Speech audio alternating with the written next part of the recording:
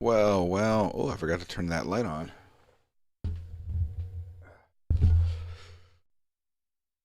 The collar on the shirt is stretched or something? Dang it. Oh, it doesn't want to just wear around the house. Good to see you guys. Spittlebug in the house, Crim. And over on Twitch, well, we're just hanging out all together right now. Good to have you all here. Oh, back. Nope. That. That. Nice. So, yeah, we have a PC that we're building for somebody, and that PC will be with an RTX. When it actually gets to where it's going to go, it's going to have an RTX 2070 Super in it. But currently, we're just going to put it together with the RTX 2080, which is basically the same graphics card. 32 gigs of RAM, Ryzen 7 3700X, ASRock Fatality B450 motherboard. So it's the one that I have on my test bench, and you can see it in the overhead camera right up there. So that computer, I believe, was put together on stream a few weeks ago onto the test bench, and then now it looks like um, we're going to be turning it into a full rig. Now the question is, do I leave the 500 gig SSD in it, or do I upgrade it to this 1 TB extra one that I have? I think I'm going to upgrade it. You have some SSDs here. These are SATA SSDs though. Yeah. And I have 512 GB. Oh, and I have these little stubbies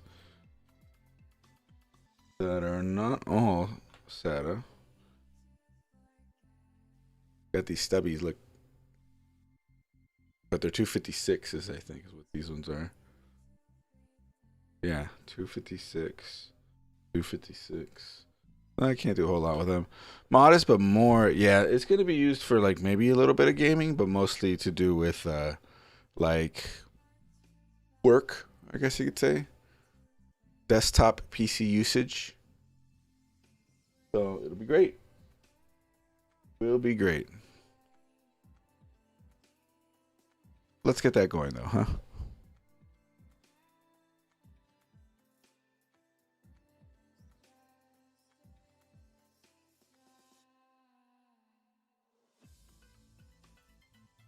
I never thought about it like that.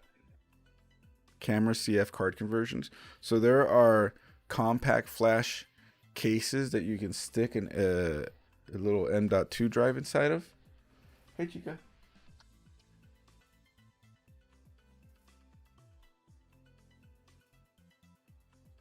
So now I think all my friends have moved away from compact flash in their cameras. So there's that. Why did chat disappear over here? Hit the thumbs up button on the stream if you guys can, please. Would be cool to get this stream sort of ranked up.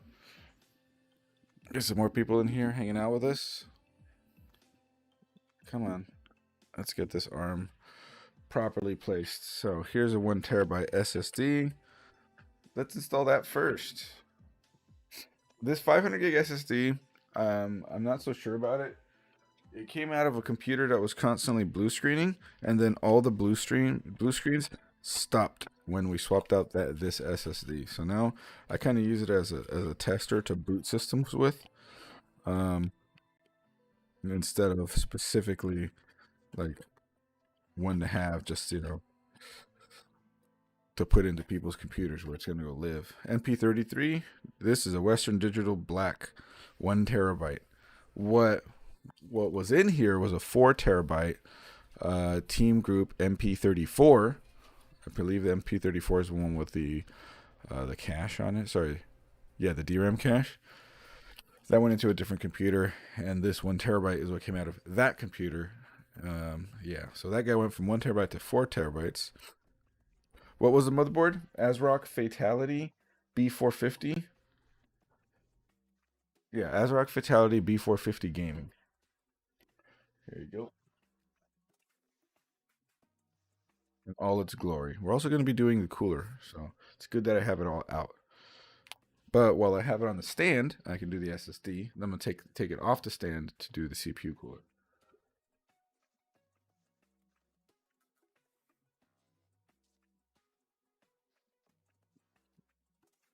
Race Stealth. Yeah, that's just like what I have had on hand, and probably something I'm gonna have to keep on hand if I'm gonna do test bench runs with test bench stuff with AMD.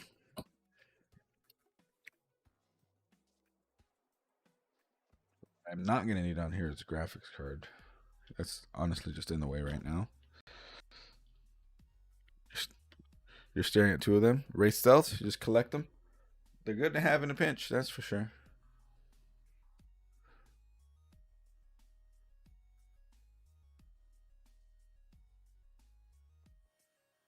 Because I think some of those boxes that you see up there, I would keep those coolers unless it was the Wraith Prism. Wraith Prism was good, but I would keep those coolers up there. Um, if it wasn't, if it was getting like immediately replaced, I just put the cooler away in a drawer. Comes in handy in an emergency.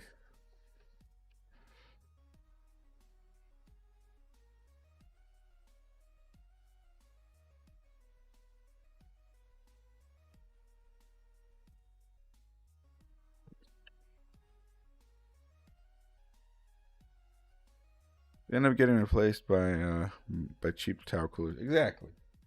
So if I'm in a position where I can just replace it at the time of the build, that's when I usually do that.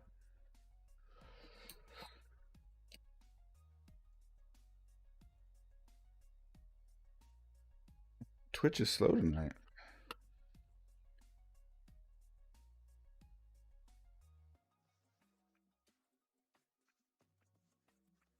Funny thing is, I already have Windows. I already know it boots and everything. I have Windows installed there.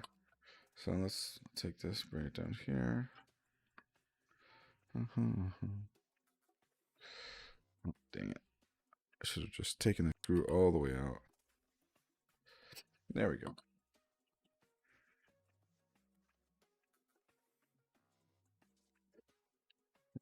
put that in.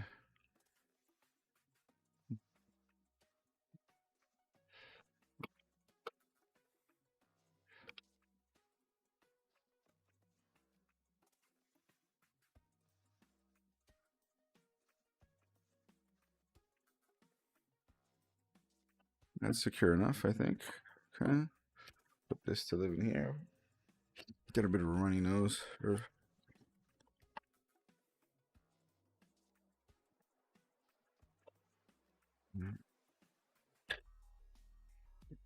Put this away. Now this SSD is protected.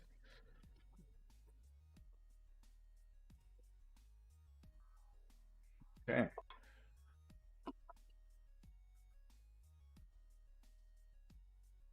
You know what? I guess I'll keep the streak going. Let's get the motherboard off of the test bench.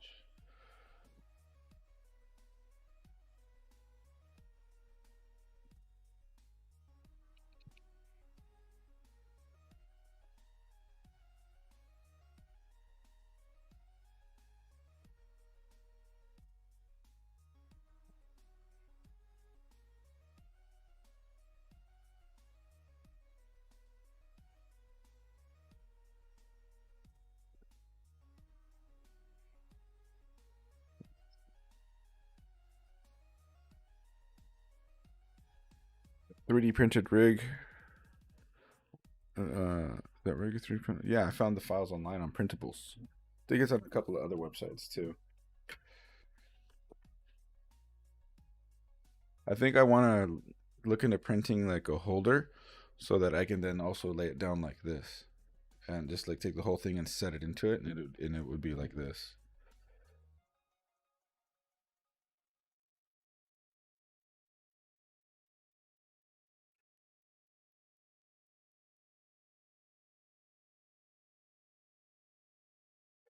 I have a video about printing this rig and getting it all geared out. It's one of our, I believe it's, yeah, no, I've got a video on it. So this one's up here.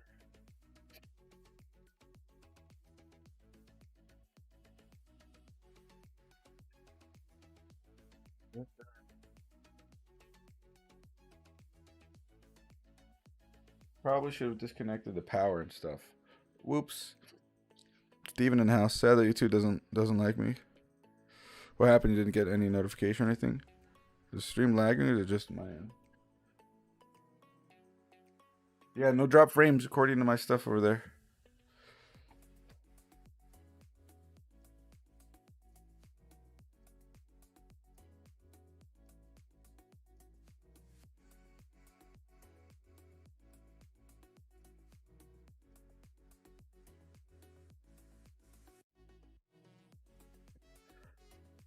Put a screw back in so that I can pull on these cables.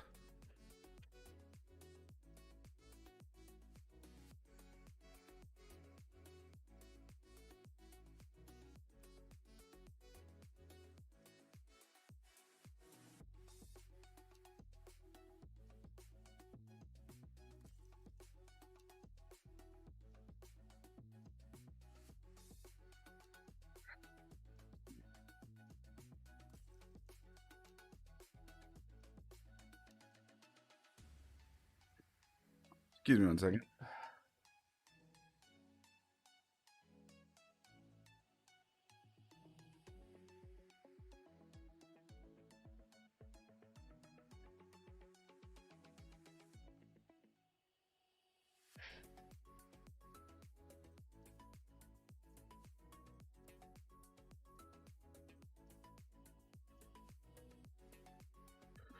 All right, we're back.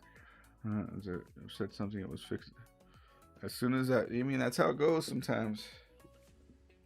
I literally got reached out to by my buddy Brandon, Has Agent, and he's like, "Hey, how do I fix the thing and these things?" And he was having an issue with something, and I just gave him some tips, and he said, "Oh, it just started working."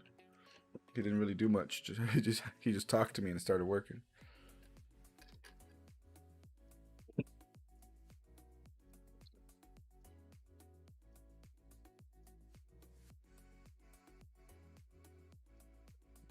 Now I can take the screw out.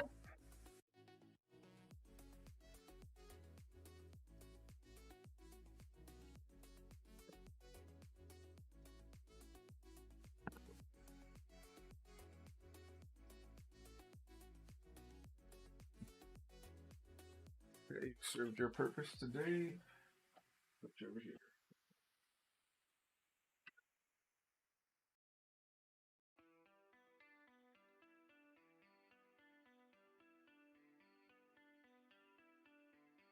I gotta put the screws back in real quick.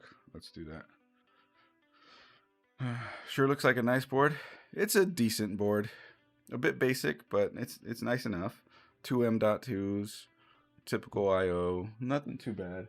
Let me put it where you can see the I/O. But nothing to blow your socks off either.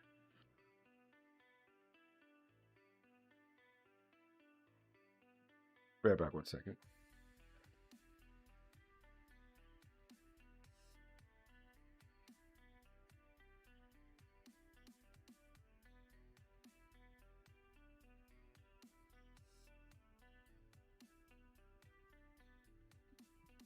Let's put this in.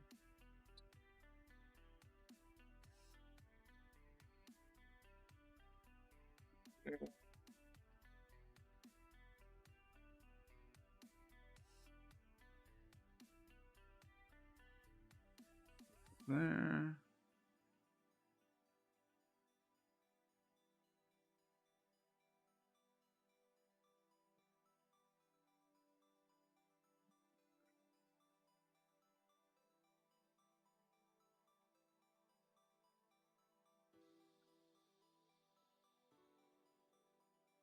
Test bench 3D print from printables.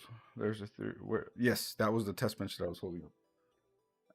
3D printed that thing. Have a video on it on the channel.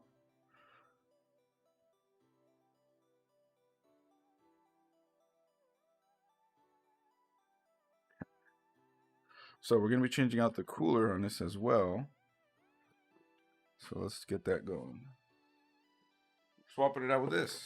The iCooling SE214 XT. It was only like 18 bucks. What a deal.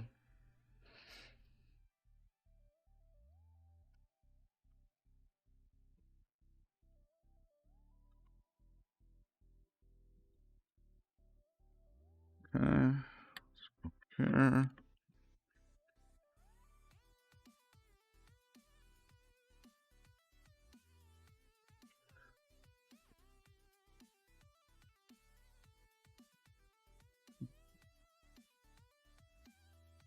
I do love these AMD coolers. Nice and simple.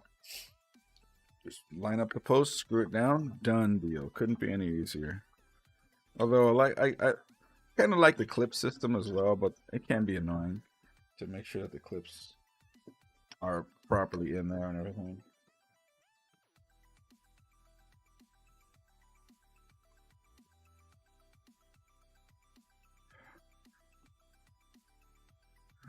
Well, sounds like it's, of course. Oh, right. The Ryzen problem.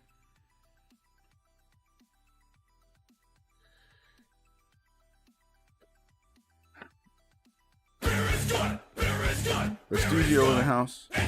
50 months. Thank you, sir. Over on Twitch. I had hot dish for dinner a couple of nights ago. It was delicious. Radiated covers for the M.2. No heat sinks for the M.2 in this one.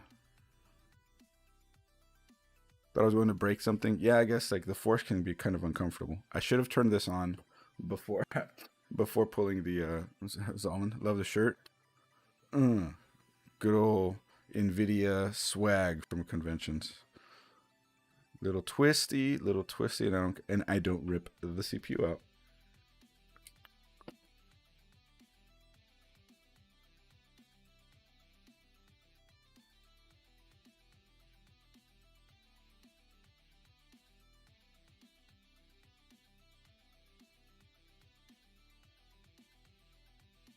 CPU yoink time. No.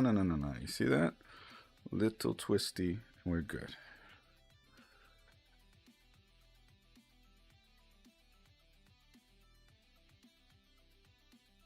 So this is actually Zalman's old CPU. And he had a very similar motherboard. He had the ASRock B450 Pro 4, which the Fatality and the Pro 4 are basically the same motherboard with just different color schemes.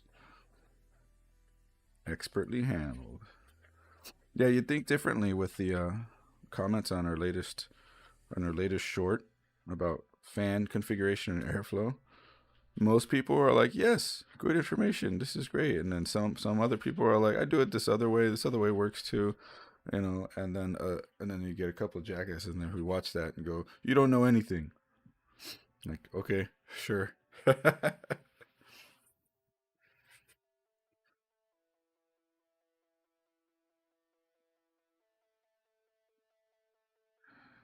Dang, dude, this was some thick stuff. Let's before I put the Wraith away.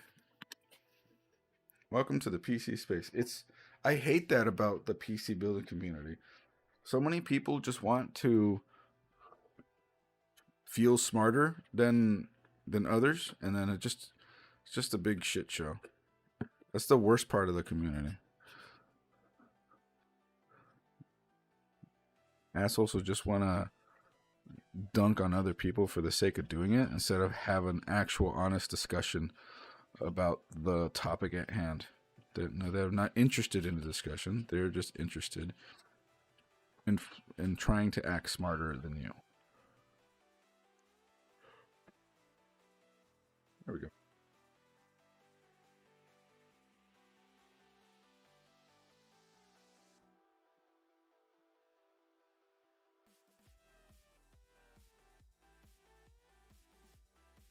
Look at that. I have another one right here. Love it.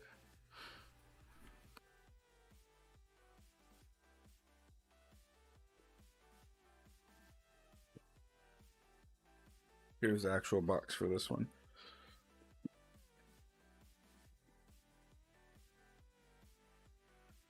So you think you know what you're doing? Well, let me tell you. Let me tell you. Blank, blah, blah, blah. Well, let me tell you. You've been doing it wrong forever.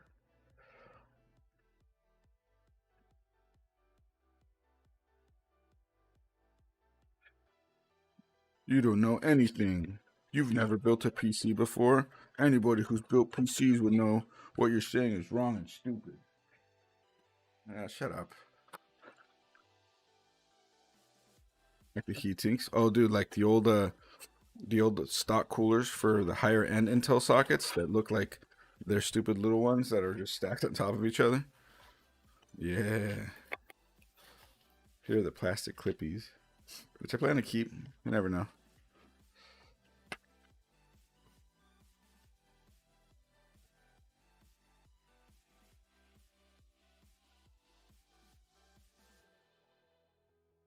Yes, it would be funny.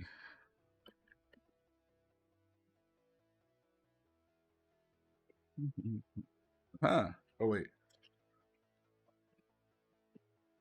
Look at that. Original box for that cooler. I skipped that generation of Intel. Well, you didn't. They still had their mainstream generation back then. I'm talking about like I have a stock cooler for their X58 socket 1366 days from when the original Core i series was a thing, like the i7 930, 920 and stuff. And that cooler just literally looks like a taller version of a normal stock cooler. It's pretty funny. Only downside when this comes off is it doesn't stick on very well.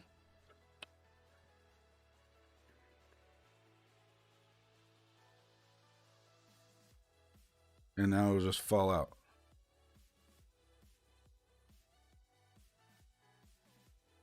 Okay.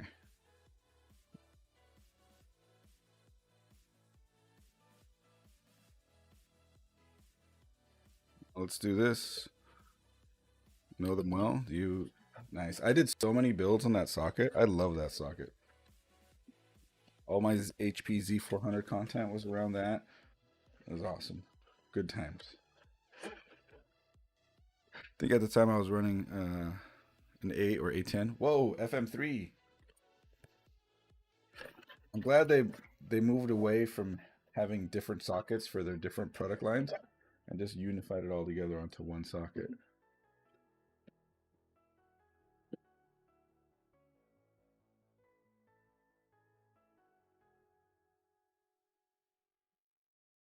The fan. Go, buddy. That kind of goes on last. So let's have a look. See.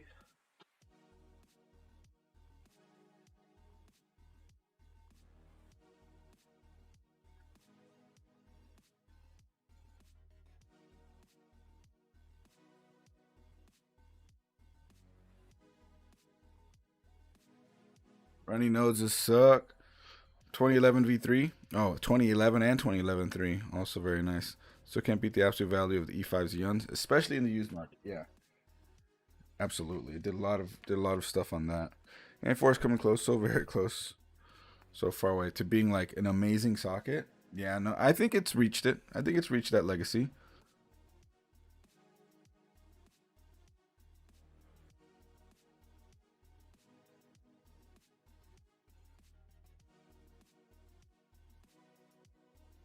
Fine, I just messed myself up.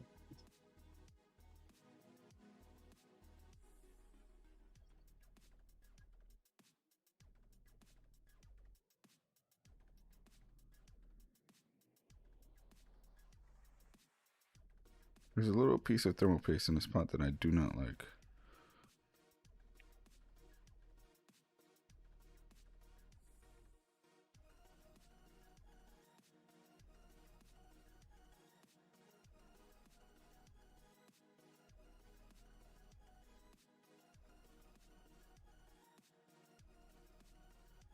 No.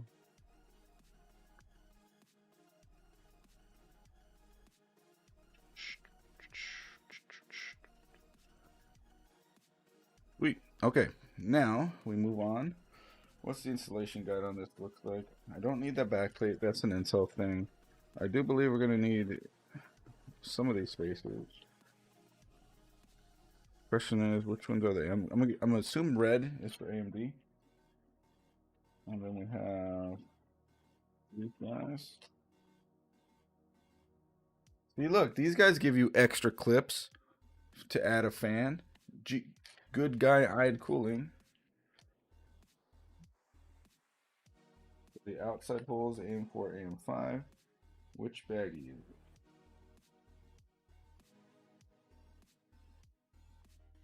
So there's gray standoffs.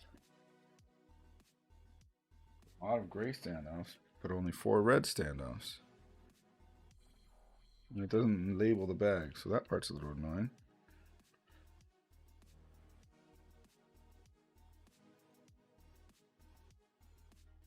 Put the standoff. AMD standoff is smooth red color. Okay, good. It does say it. Cool. No, these one aren't the. Are they thumb screws? No, they're standoffs and like thumb screw looking things. It's both. But yes, I was right. Red AMD.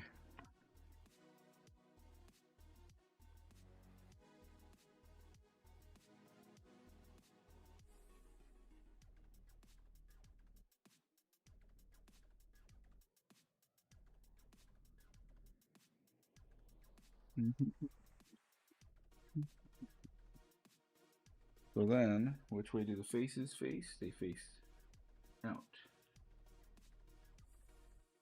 This is gonna go like that. They don't have a. It's not particularly caring of the direction. There's no icon on the top, so. But they face out like this. Hey, again, look, Thermalright did it. Now they're doing it. We must be getting their brackets from the same vendors. The AM5 hole's a little cut. Wait, what the hell?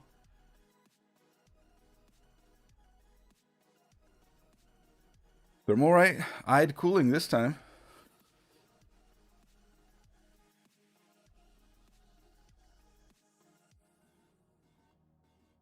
Cup skull. Absolutely saving on material. It's just ridiculous.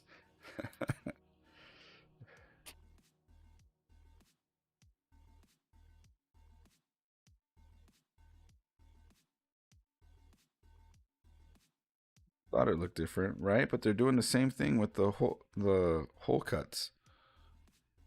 I saw that on the Thermalright, the Assassin X120 Refined that I installed.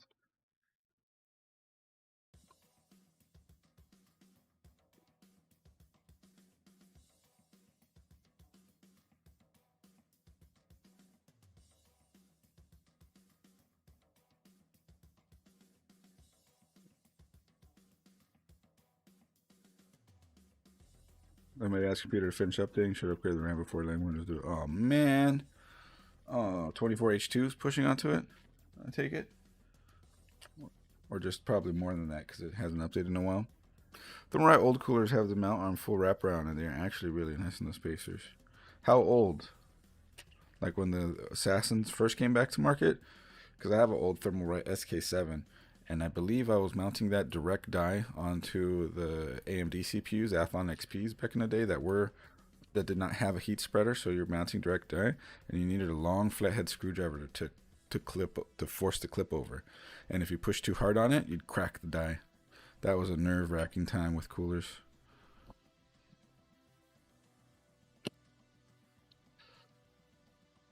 First Assassins and Machos. Ah, yep, that makes sense.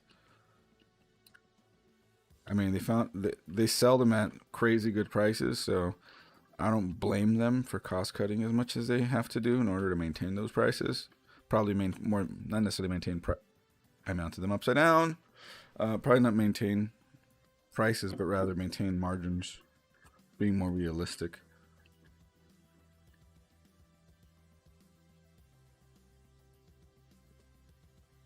Whompers. Good thing I can just undo them and flip them. Haha.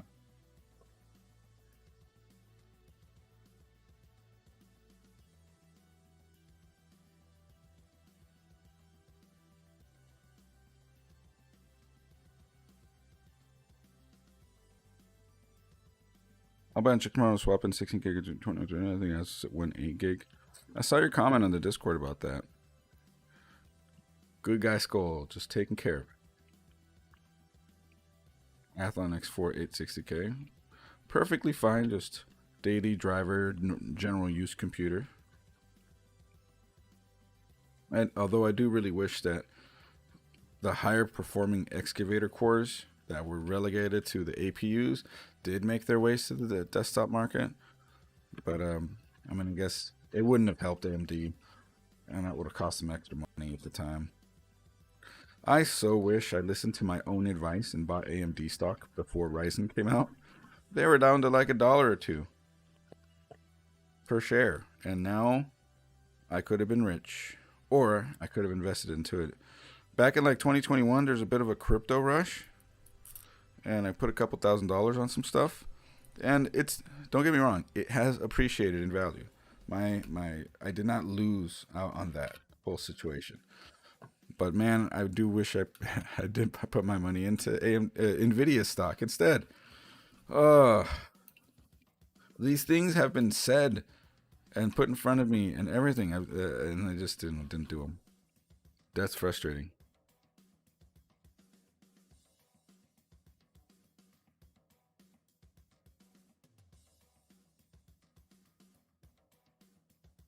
When and like at least as well with Zen originally coming out, and I was talking to my buddy like who was into stocks and all that. And I was telling him you should probably buy. He was like, he turned out he was not in the right, wasn't the right time for him. But I was like, Radeon has nothing. No, or sorry, AMD CPU division has nowhere to go but up from there. So they can only go up in price, and that's exactly what they did.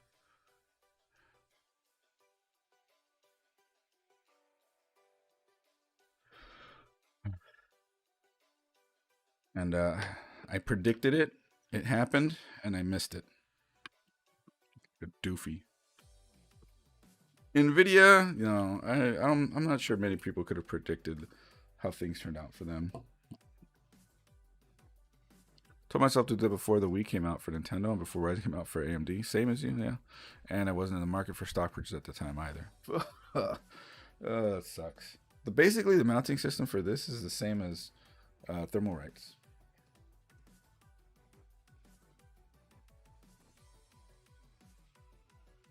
Speaking of which, let's use some thermal right. So myself the other night, if I ever wake back up as a kid, I would invest in certain companies. 30,000 only problem is I'm broke now with yeah. It always comes back to that, unfortunately. All right, let's do some thermal paste. I'll put some.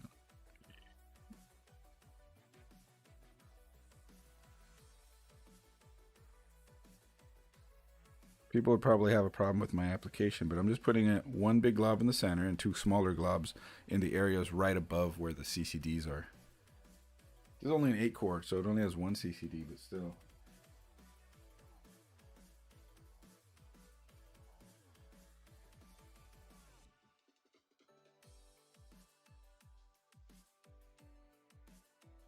Say no to thermal right. What paste? That was thermal right TF4, I believe. Pretty solid paste. It's fine. See, one in the center, and then two smaller globs right above where the CCDs are. It's fine. It's fine. Relax, people. Jeez.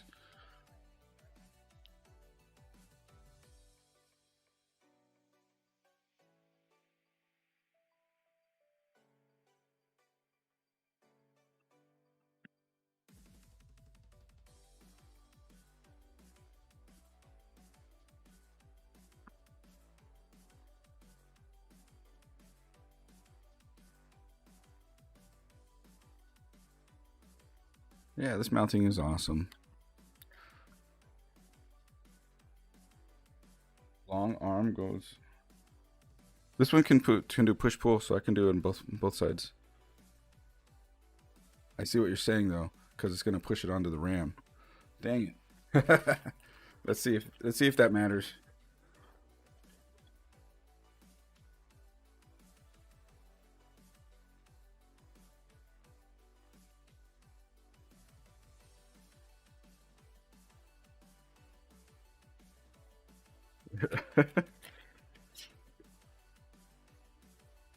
Wow, they give you some long cables for that. Look at that. It barely touches the RAM. We flip. Here's another hot tip. You don't really need to redo the thermal paste application if in mistakes like this. There's no need to like clean it off and start over.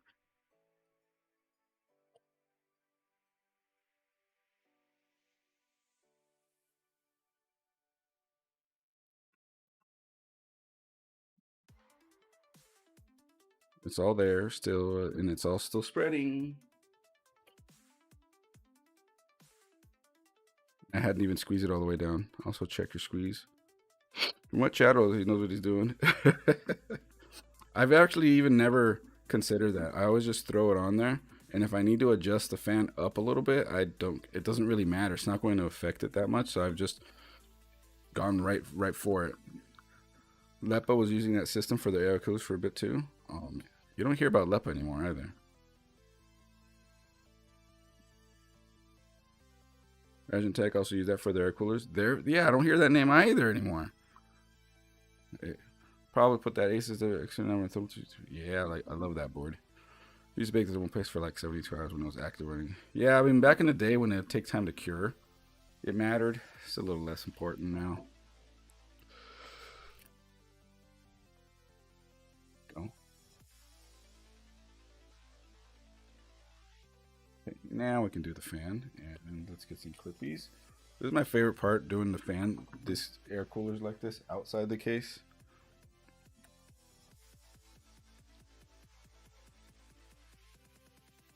Perfect. Okay.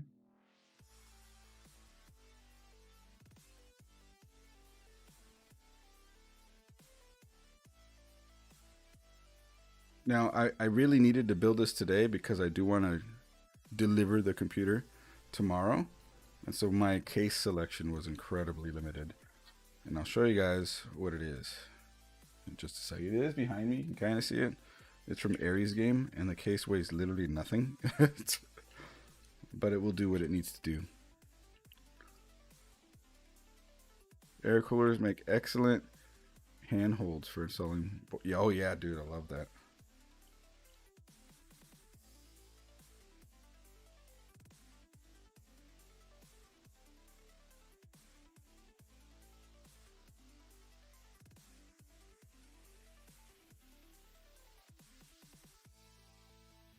Run GTA 5 for 72 hours straight. Yeah. I wish. Oh wow. Wait, that's putty. There's thermal putty on the VRM heat sinks. That's nice.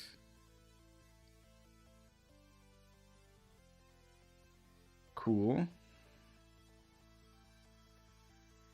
So let me plug this in, I guess. RGB header. Oh geez.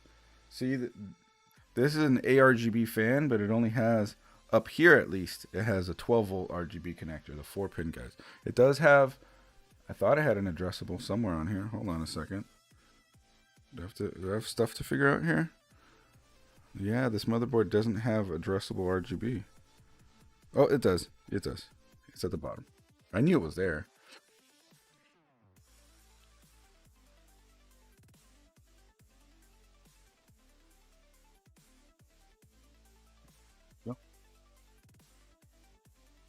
Yeah.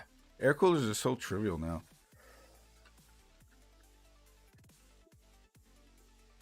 The whole install process with them has been figured out.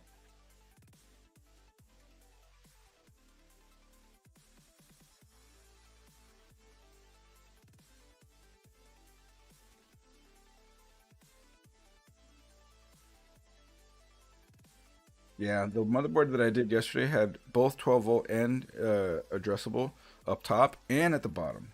That was nice.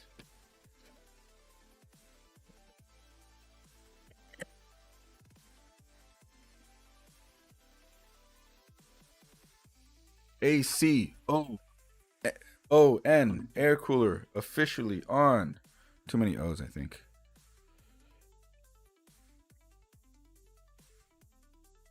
Okay. The case.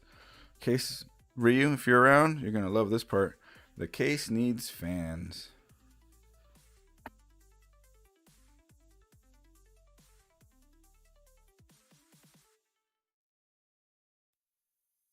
Here's the case. If it looks light, it is. It's perfectly fine. It's not a big deal.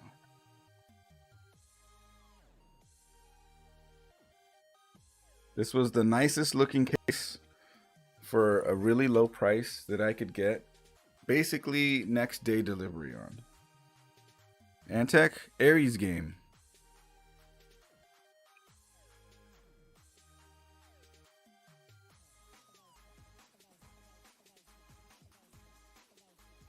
It's the Aries game ATM1.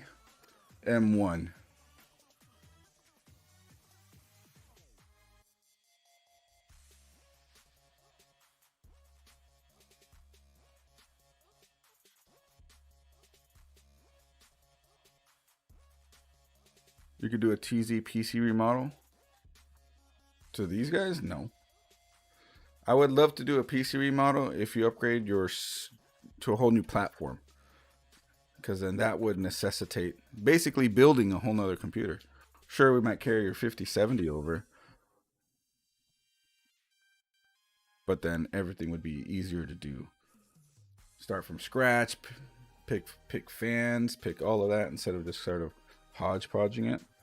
I think for a true new build, you'd be set with something, a whole prettier config, instead of just trying to keep polishing the yours is no turd, but you know what I mean. Yeah, screen. Don't waste your money on a case. Don't waste your money on all this other stuff. I already replaced all your fans. Your case looks good. Has that frosted glass decal on it. That's nice. Airflow and it's good. Temps are good with it. And again, it looks good. So there's no point on spending $50 to $100 for another cooler and $50 to $100 for another case when you're still wanting a better monitor, because then that $150 to $200 could be better served going to that.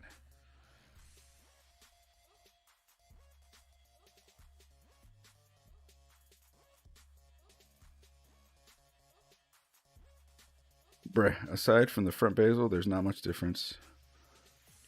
NX200M air coolers make excellent handling. Montec King is a great case for $700. What I'm saying though for him is just don't move your old stuff over. Put brand new stuff in the new case. Okay, so it has a Molex on the stock rear fan. Not down with that. Not down with that at all. Let's get rid of this. As it turns out, you use your keyboard and mouse monitor all the time, every time. See, that's a smart upgrade. A monitor. I guess you use your case just as much, but we don't really look at it that way.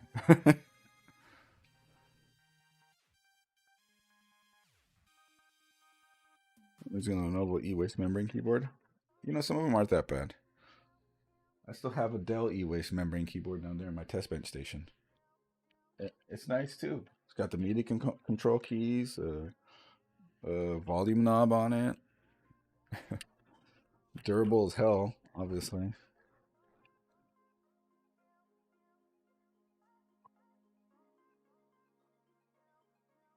Nobody wants you, Molex fan. Get out of here, Molex fan. Crash with you. Jeez. Okay, what am I going to do? Another Zalman carryover? You betcha.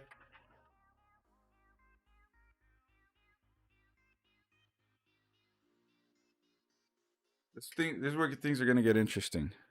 I have this Asia Horse controller, and all the pins that it uses.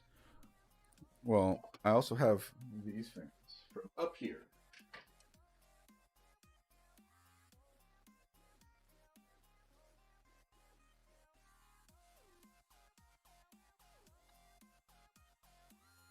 I have one fan from up here. So I have 3 fans total. Okay. 2, 3. But the one from up here, the connector appears to fit perfectly into this controller. So I'm guessing it's going to work. Just a guess. So I'm going to do 2 intakes and 1 exhaust and leave it at that.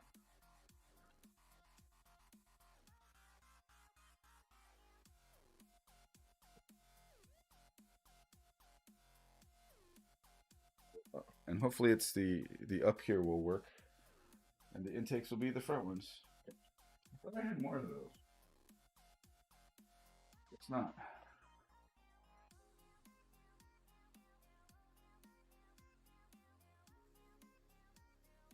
No, not smaller. So that's a 2024. At least it wasn't a Molex Caterpillar.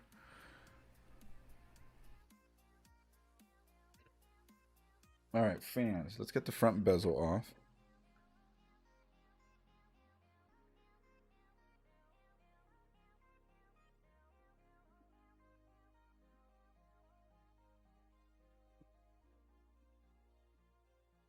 You're not screwed on, are you?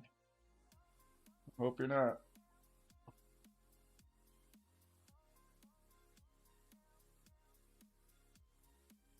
It's been a long time since I had to take them out like that. Come on. It's just a yank. That's just a yoinkers. Molex Caterpillar is a Montec. What? Montec territory? That's funny.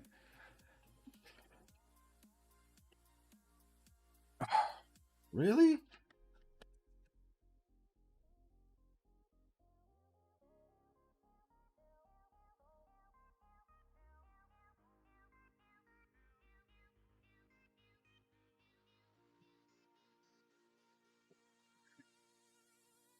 Okay. Ugh.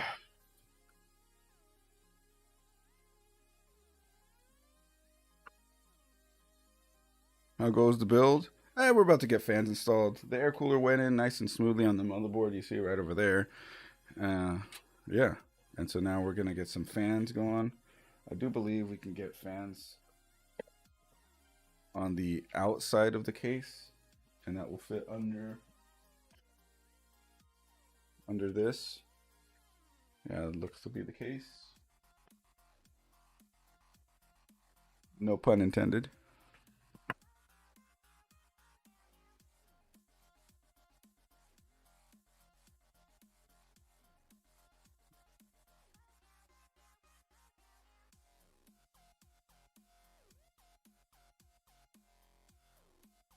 Mm-hmm.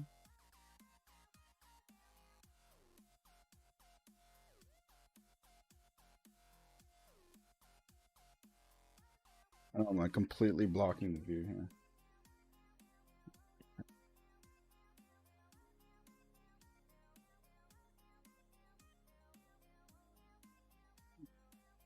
Okay, so where do you mount?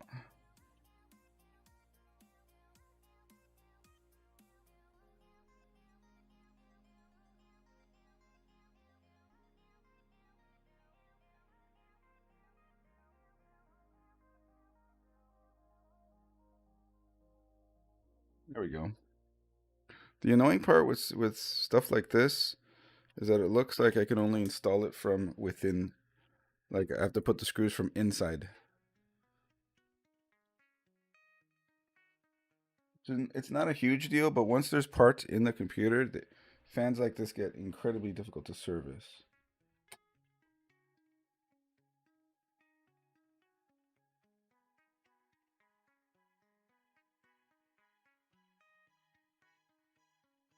Dying in Siege? Oh, like I do.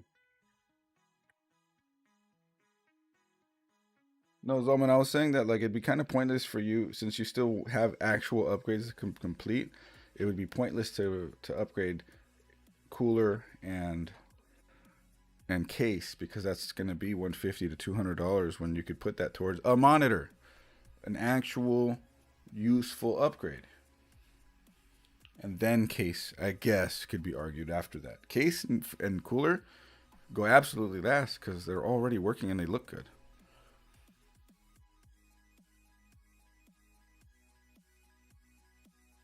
Built in a SAMA case like that, GPU linked as advertisement moving the fans. Yeah.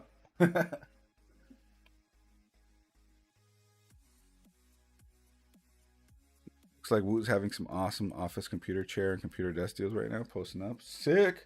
Everybody in on the streams right now, go to our Discord on YouTube. It's in our description. That's also on the main channel page. You can do exclamation mark support over on Twitch in order to get all our links. Skullcar's gonna be posting a bunch of good deals if you need anything for your office or studios or gaming rooms or whatever. He's always in there posting the deals. He's the deals man.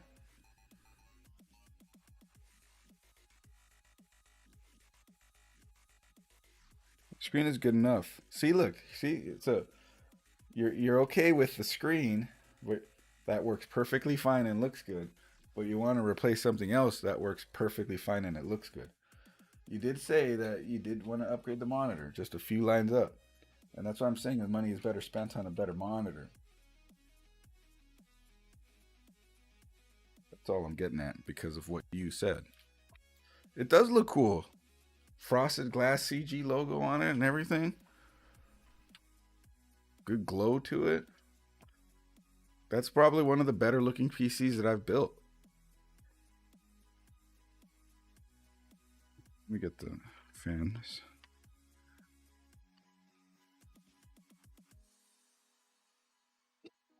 I do a cool piece. It is cool, man. Just insulting over here.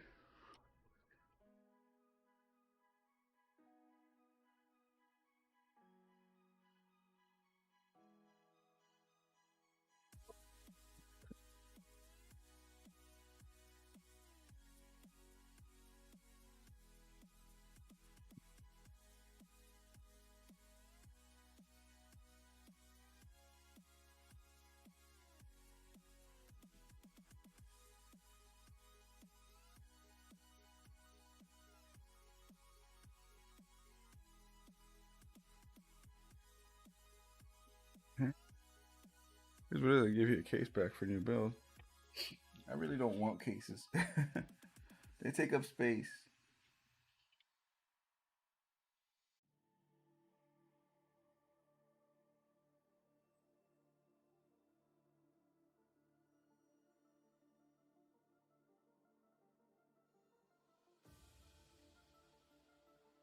I'll have to flip this and do it from the other side because some of these they're annoying. I can't actually just do it now. Actually, screw that. No, I'll stick with the screwdriver, I guess, for now.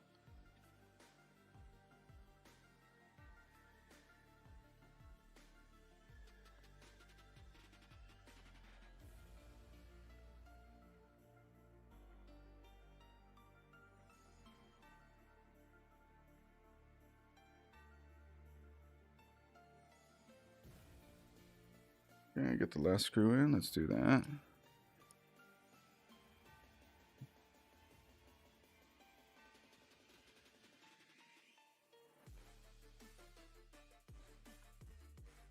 This is when stubby screwdrivers come in handy, and I do have one. I don't have the LTT stubby though. I gave those away, but whatever. Making it work.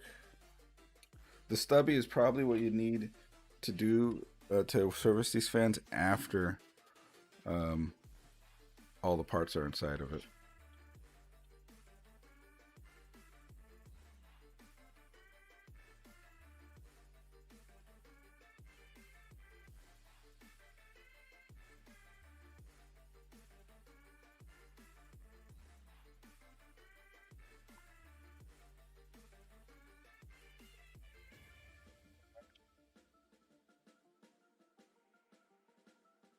Route that real quick.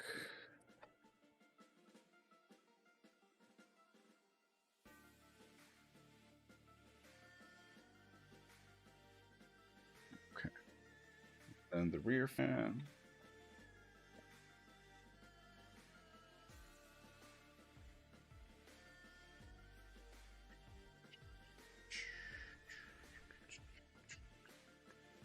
Donald was saying his computer was running hot. So one thing it never has done is run hot.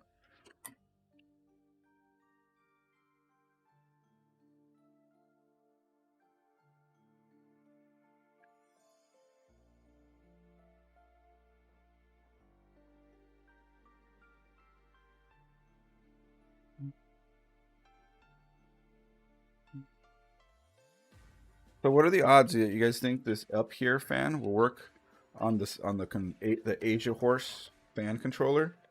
They have identical plugs. They're both, you know, Amazon Chinese brands, whatever you want to call it. I'm pretty confident that it'll work. I just hope that they haven't done any funny business and made it where like the plugs are the same but the pins are different.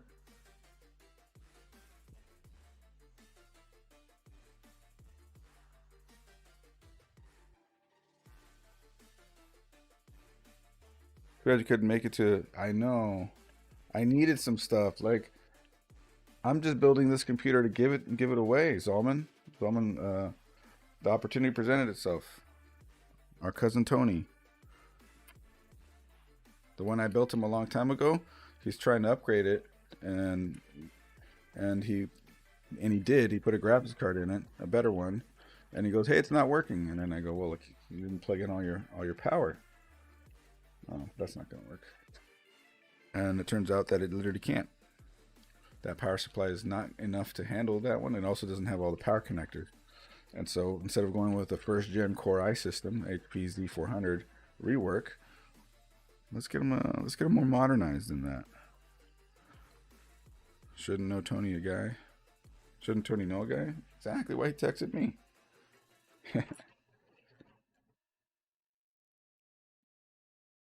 These don't tighten. It's weird.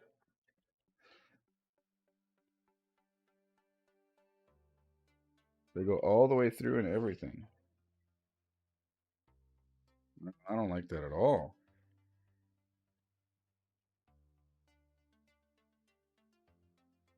Like it still flops in there. Let's try different ones. His luck would have been bad. Got like 32 GB SSD and older parts. I mean, the cases. I needed a case. Like a halfway decent case like this one, or not like this one, but oh, I guess kind of like this one. Okay, that works.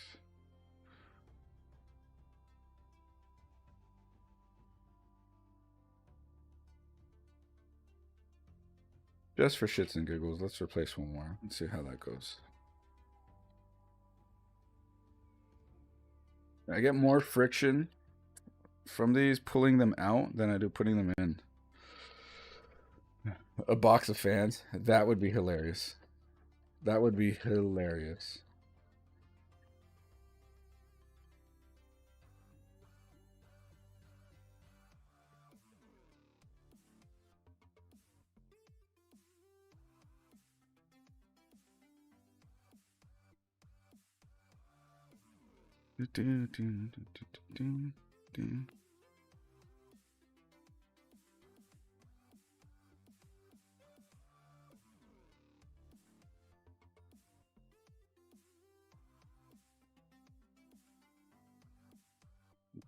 One have the same problem. Huh. Strange.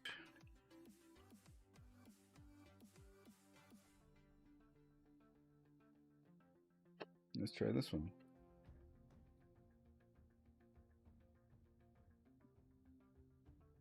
Thank you. Proper tightening. Okay, so what I'm going to do now,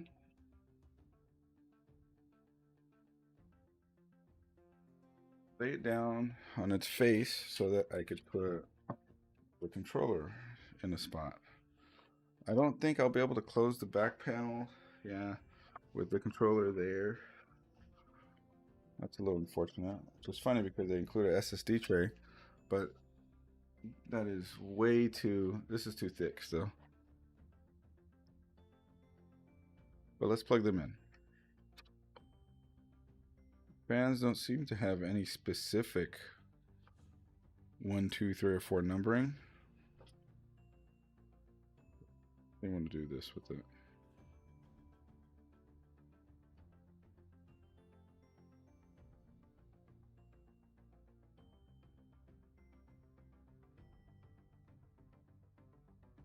What the heck?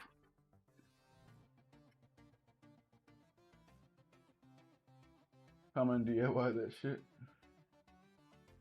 Yeah.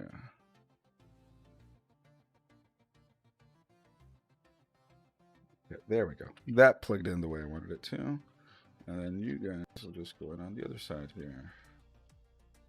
Oh, wait. I want to put you in like this. Oh, damn it. Plug that into the wrong. Well.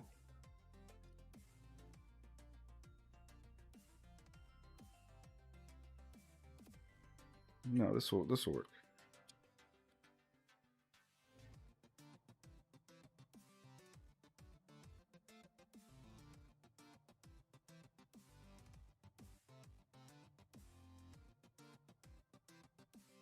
Okay. Take this. Let's get those out of the way for now. And I'll take you and put you down in here.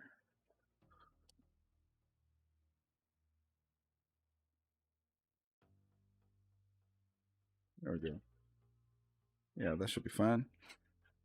Anyone ever ordered PC parts from Alibaba? I was looking at. I mean, I've ordered from AliExpress. What's up, Paul? By the way, good to see you in here. I've ordered from AliExpress plenty, not Alibaba specifically, but isn't it like same company, just different one's a consumer-facing branch?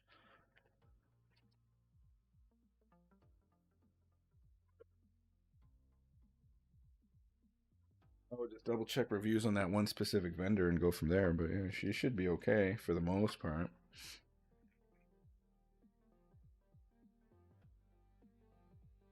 PWM.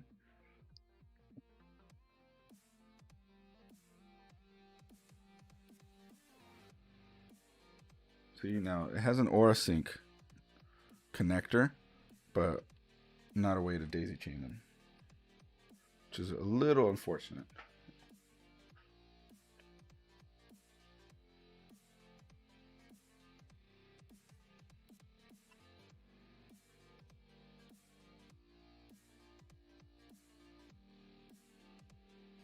Fortunately, I have a Y splitter for that.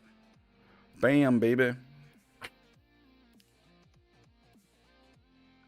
That means now it's motherboard time. Well, you know what? Screw that. Let's go. Let's be a little rebellious and let's do the power supply.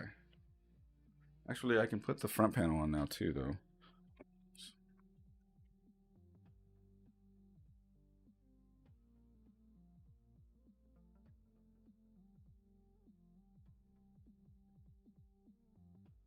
Flintstones Engineering.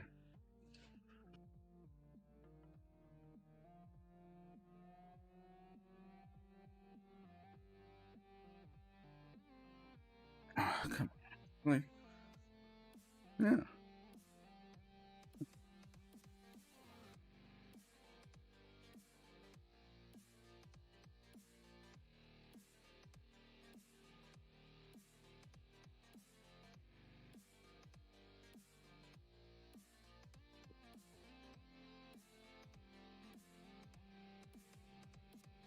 I just saw on Alibaba I could get a motherboard for the same price as the one on AliExpress. Oh, okay. What board? What are you looking at? Okay, for our power supply, my favorite budget option, 80 plus gold, 800 watts, non-modular, the Apivia Prestige 800. Well, I guess it's the PR 800. Solid power supply. It's a C tier on most PSU lists, which is plenty. I've put these in plenty of computers, never had any issues. I've put thermal take ones, the smarts and stuff like that, and I have had issues with those. So I believe in this power supply.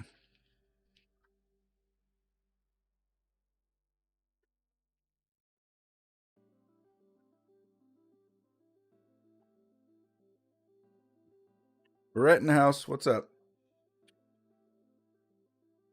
How goes the Mired stream?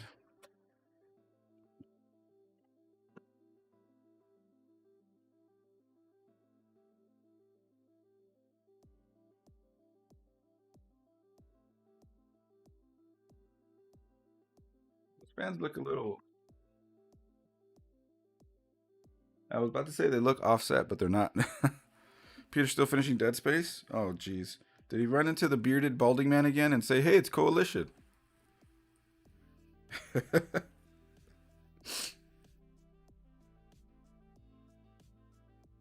Scotland never had issues with the Antec Eco Bronze series. They haven't been in the PSU conversation for a long time, but they used to be one of the best. That's a real fall from grace. Cases, whatever, but their power supplies, it's like they let everybody just win. I just noticed I might have missed them saying that. Sadly, yes. Would love to see them again. I'm looking at some cheap Chinese AIM-5 motherboards that some claim are pretty good. Oh, okay. Is it the Chinese branded ones too, like Machinist and Jingyu or whatever? Or is it just like ASRock but on AliExpress? Because that's where actually I got this motherboard. That motherboard I got on AliExpress, that Fatality B450, I got it on AliExpress for $65. Comes to find out, it was a used parts store. It wasn't clear about that at first, but then it was in the store name and I was just an idiot and missed it. But the board looks brand new and it works fine, so I'm not really arguing.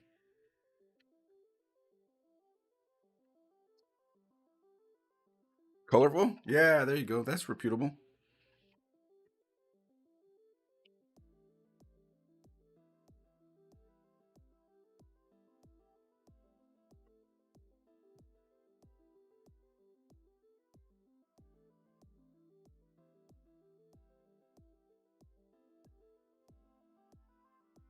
What's the problem here?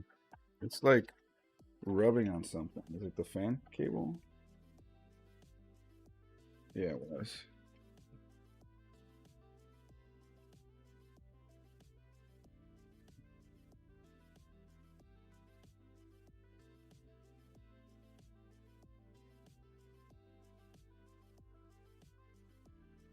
Really? Thumb screws for the power supply?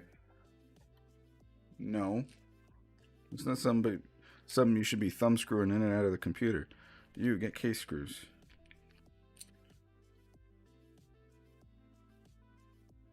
There's a bag of them right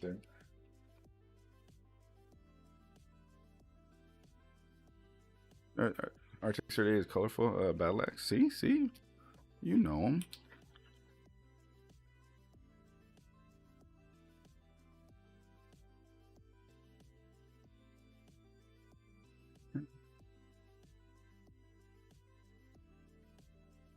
Oh, okay. Whew. I almost forgot the I/O shield. Good thing I haven't put the motherboard in. Like it literally slipped my mind, but I haven't put the motherboard in, so it didn't matter that it slipped my mind. But now it's back on my mind.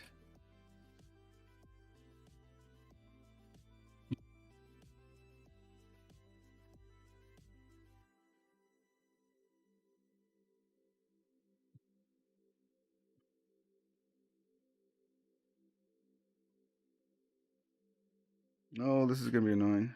I should stand this up, and then I will make this part a little less annoying. Yeah, I'm standing it up. The holes don't line up perfectly, and it needs to sit a certain way back after installing it, and then they line up perfect. And the only way to do that is to stand the case back up. There was a time when I was thumb screw everything, but yeah, the power supply is not something needed to remove enough to make sense. Exactly. Like I appreciate it. Now I get extra thumb screws because the case screws are right in the with the case.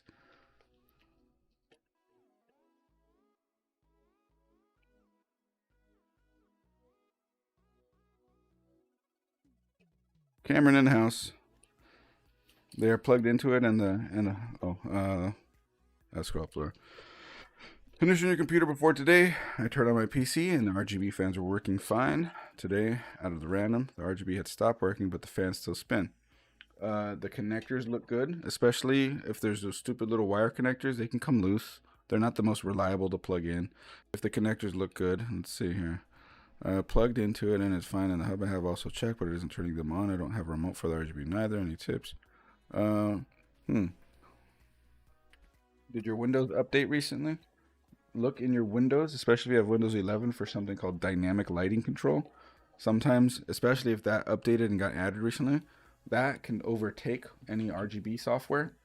And if it's not configured, then Windows won't let the RGB software turn the RGB back on, and you're stuck at whatever setting that is. So check if your Windows has dynamic lighting control, And if it does, the mess around there. If it doesn't, the maybe the controller went bad. It's kind of hard to say.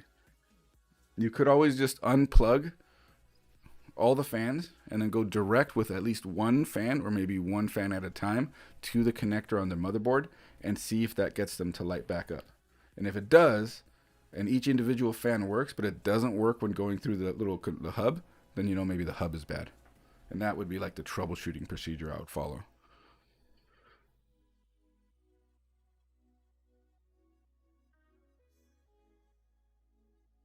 PSU OI power supply unit officially in.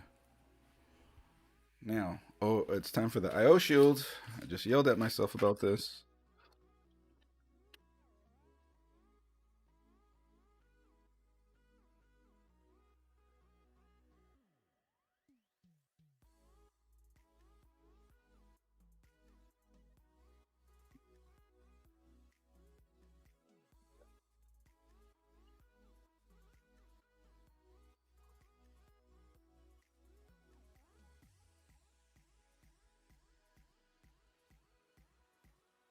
Please don't cut myself on the IO shield. Please don't cut myself on the IO shield. I don't care if blood sacrifices are needed. I don't like cutting myself. Oh, that went in easy. Yeah, dynamic lighting control.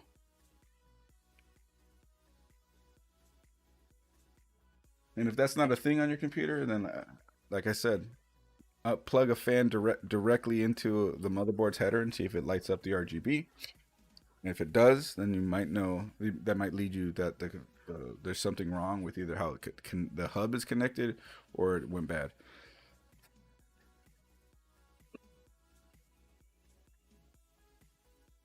That boy Chewy in the house. Now this is what I'm talking about. PC build live. That's right. Look at that. You got parts all over the desk. You got the overhead cameras. And that overhead camera is super nice, by the way. Check this out. Look at that. Look at that detail. Look at that thick ass boy. RTX 2080. I thought this GPU was it's a pretty thick two fan guy. And then now the current GPUs just make this thing look small.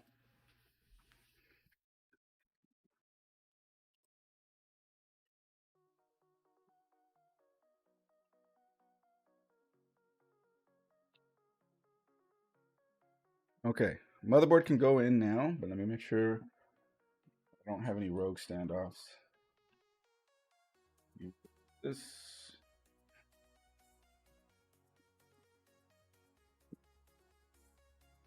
2, 3.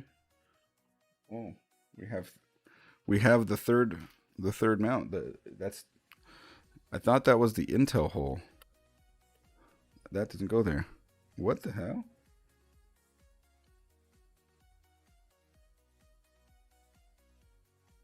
That is super weird.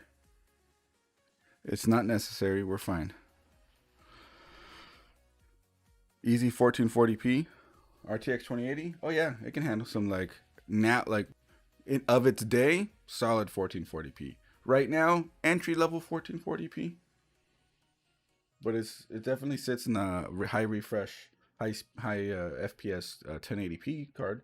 But even then, like my brother was playing Monster Hunter Wilds with that graphics card, and it was barely hanging in there with stuff on low, and he wanted to play on stuff on high. So he got himself an RTX 5070 to replace his 2080, and yeah, that GPU is almost double the performance of the 2080. So it's not like this is doing bad. It's playing modern games just fine, but sometimes you want to turn settings up, and that's the beauty of PC gaming. You go, I want to change something out and go faster or turn things up, and you can do that.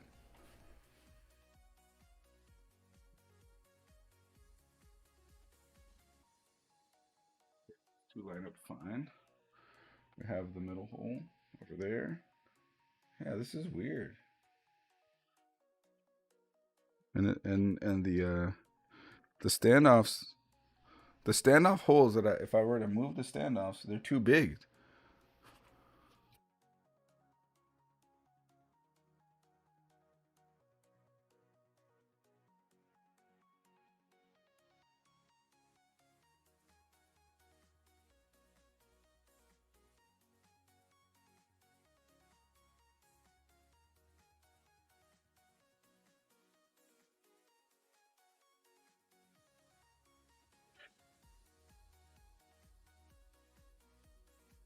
Okay, that one, that one. They're lined up too. Yeah, I think we're good. Yeah, no rogue standoffs. We're going with that.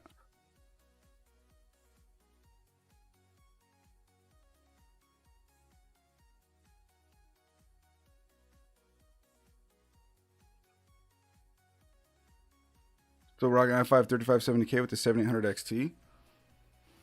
Wait, 7800 XT is more than 2 gigs. Either way, though, sick. You could still see yourself going with an upgrade like a Xeon. E3. Oh, I forget what the 4-core 8-thread Xeon is for that platform. E3 1270, something like that. V3 in your case? No, V2. V2. Or just an i7 3770, but I think they're still expensive online. I rocked an i7 3770K for years. Great CPU. Never let me down.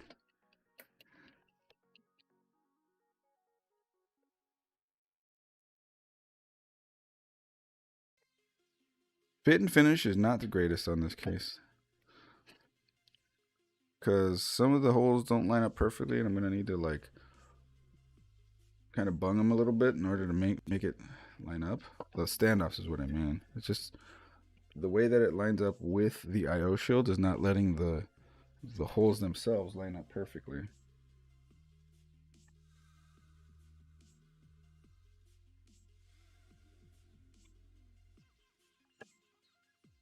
Still works though. Looks like Up Here debuted a new dual fan dual tower 126 pipe. What? How much? Is it thermal right competitor? 8610 motherboard and i3 13100F. I got to build two. Oh, nice. All right, that's good. That's solid. And a good GPU for it, though. Robert Fix It back in the house. What's up? Good to see you. Good GPU. What kind of GPU are you thinking of going with for that, Chewy?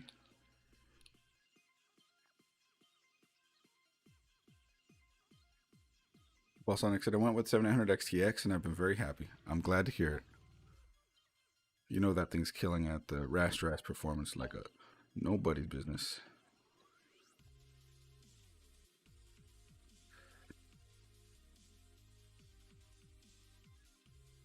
There we go. That lined up. Took a little bit of work. $50, no ARGB. $50 ARGB. That's kind of for the 8 heat pipe one for $60. That's that's okay. Piques my interest. I'll tell you that much. But it's got stiff competition with Thermalright in the mix.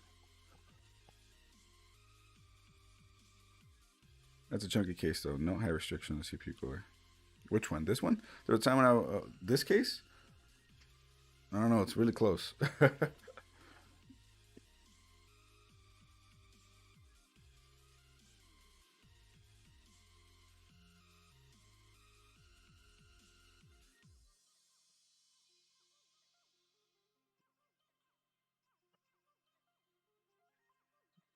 Okay. RX 5600 XT, 6 gig, I think, or a 1066 gig, but on Facebook for $60. I don't know about the GTX. Is white. Ooh. Might be able to get into 2060 territory. That way you at least have access to DLSS on the games that support it, and you get a little bit more life out of the graphics card.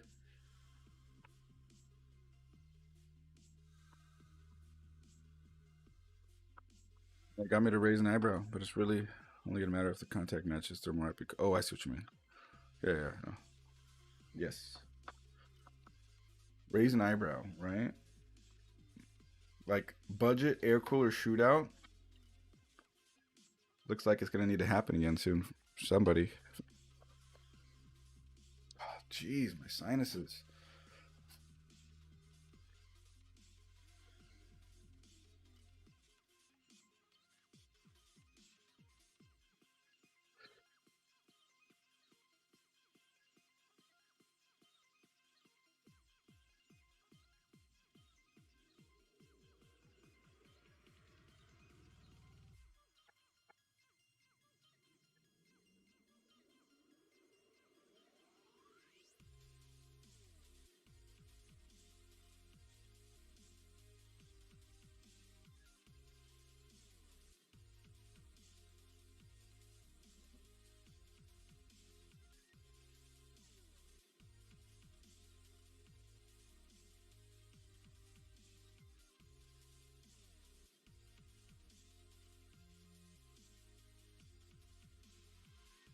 Love it.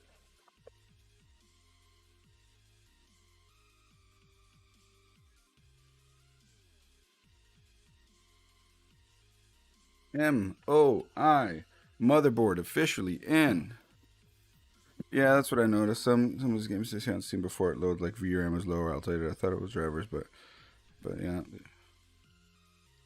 yeah. 2060 at so what is it? 6 gigs. I think that's good. That's the play because it still has barely enough RAM, especially if you're only playing at 1080p, while still um, able to use DLSS, so you can get some, you can claw some performance back in the games that support it, which is a lot of games.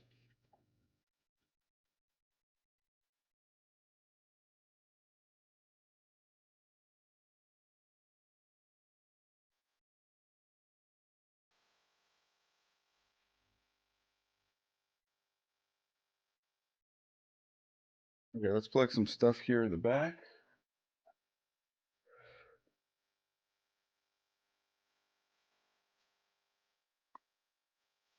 Front panel, not ready for you yet. Main power though, I'm ready for you.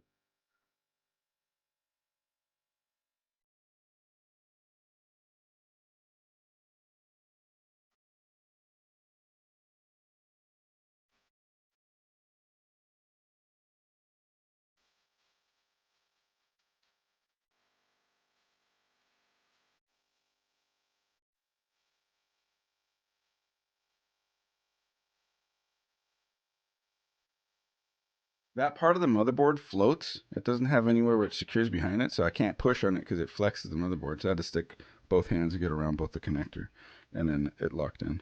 I want to build and sell, but I know as a man, when we build, we treasure for sure. It's tough to see some builds that I've done in the past just have to go. They're nice, they're great, but if I can't find a friend or family that wants it, it is what it is. That's life.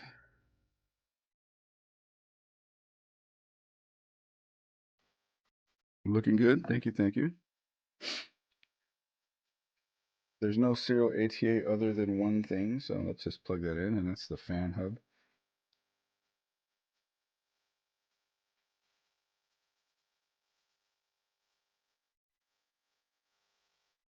How are the slots to fit the front panel connectors? It's going to be tight to fit the front panel connector? No, should be okay. They're down here. Wait, yeah, I think it'll be okay.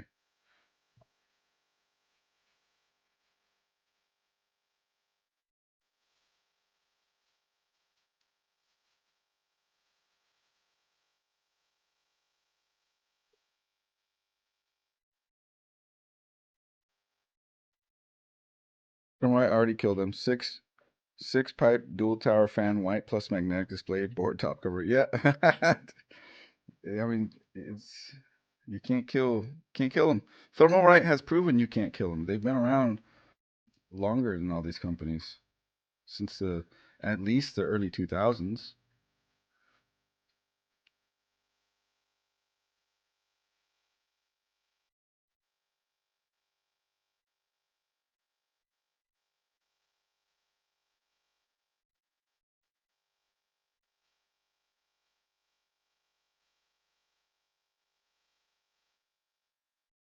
EWM to that controller. I'll plug up here.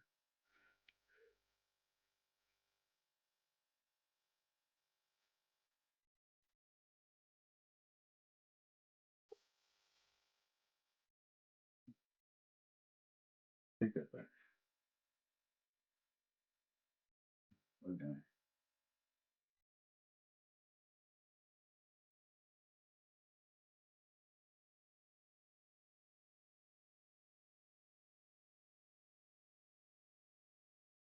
Kind of insane programmable display for that price, right? It is insane. Stock up. I'm saying some people in NVIDIA 12 gig cards are not going to be future proof on future games. I mean, yeah, at what 4K? Sure. At 1440, they'll be fine. At 1080p, obviously fine.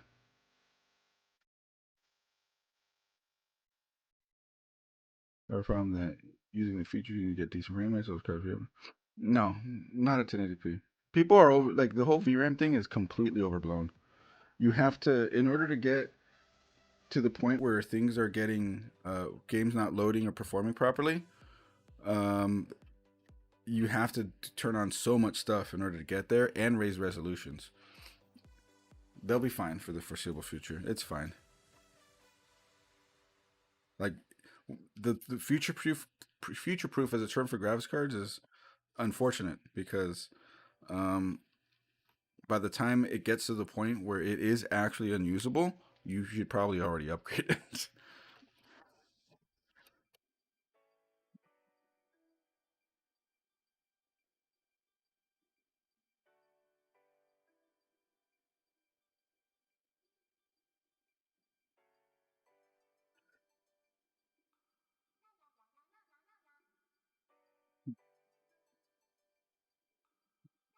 The non-modular situation here is going to be a bit messy, but fortunately, there's space.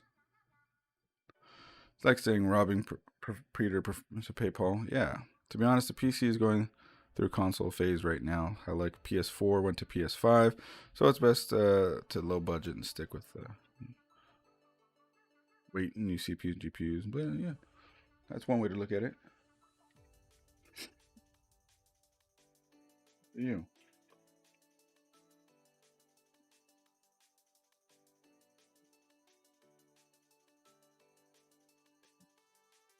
Let's get the CPU connector connected.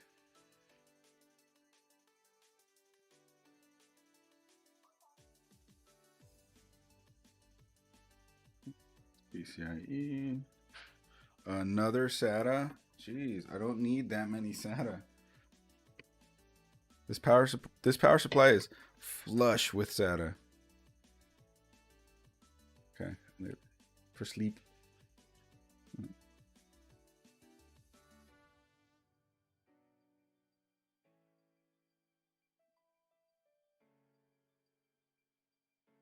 Yeah, flush with SATA.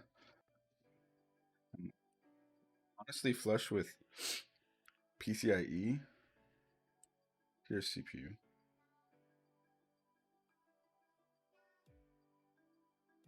Yeah, there we go. Because CPU is 4+4. We do drop mad money. Yeah, yes, sir. Trying to play Monster Hunter Wilds without frame gem and not being able to use high textures because frame gem VRAM usage feels bad. It's almost pulling it off with the 2080. New or used 2080? Well, technically used. It came out of my brother's computer, but it was new when it went into his computer. Are you building the computer for somebody you hate? Why is there 2080 in it? 2080 is fine. Entry level 1440p still solid 1080p machine or rig. But this is also going to be more of a general use computer for audio production that can play some games. So played to see download so man.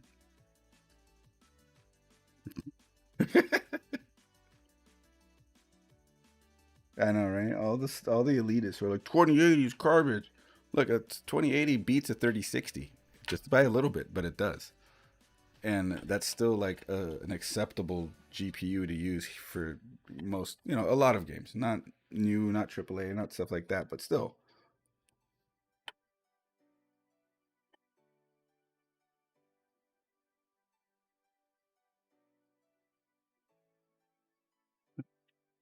Push it through here.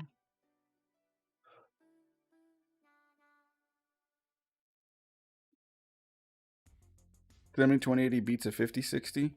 I don't think a 5060 loses to a 3060. 2080 is fine GPU. No hit there. Yeah, it's solid. Oh no. I hate it when this happens. And this only happens with these cheap cases, putting the IO shield in. The fan cable from this fan is caught in between the IO shield and the motherboard. So like, there we go. There. Yeah.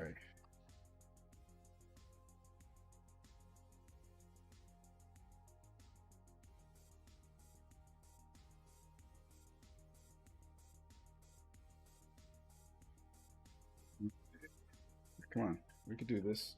The 8-pin on the top gets annoying to plug in, especially like this connector that's a forked, so you can have dual 8 pins for power, but it's forked, so that makes it a little awkward.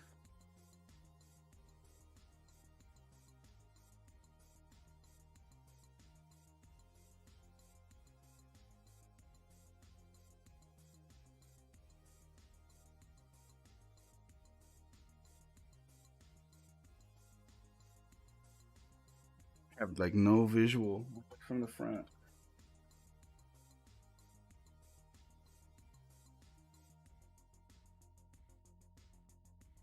Try laying it down. That way you guys can see a little bit more. Oh yeah, this is much better. I'll get it.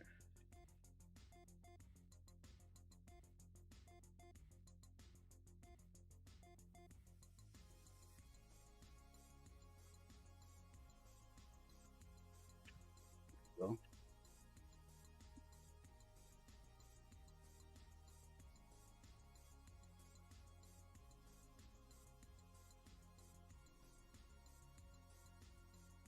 can't go really wrong with an 80 for sure.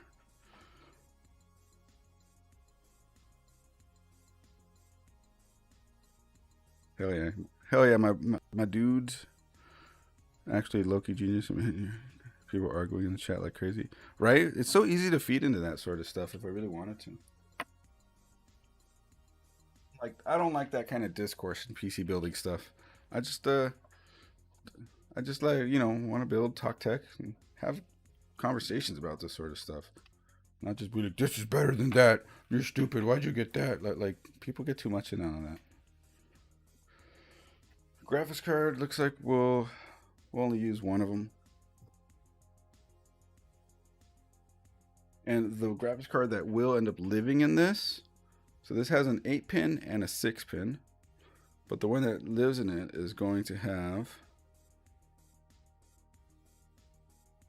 an 8-pin and a 6-pin, same thing. Well, 2070 Super is what it's actually going to get when it's done, but a 2070 Super is still basically is a 2080. Right, MD? Exactly. Like that. Yeah, if you get something like that for 600, that's more 1440p will be a luxury, and 4K will be forgetting about. Yeah, exactly.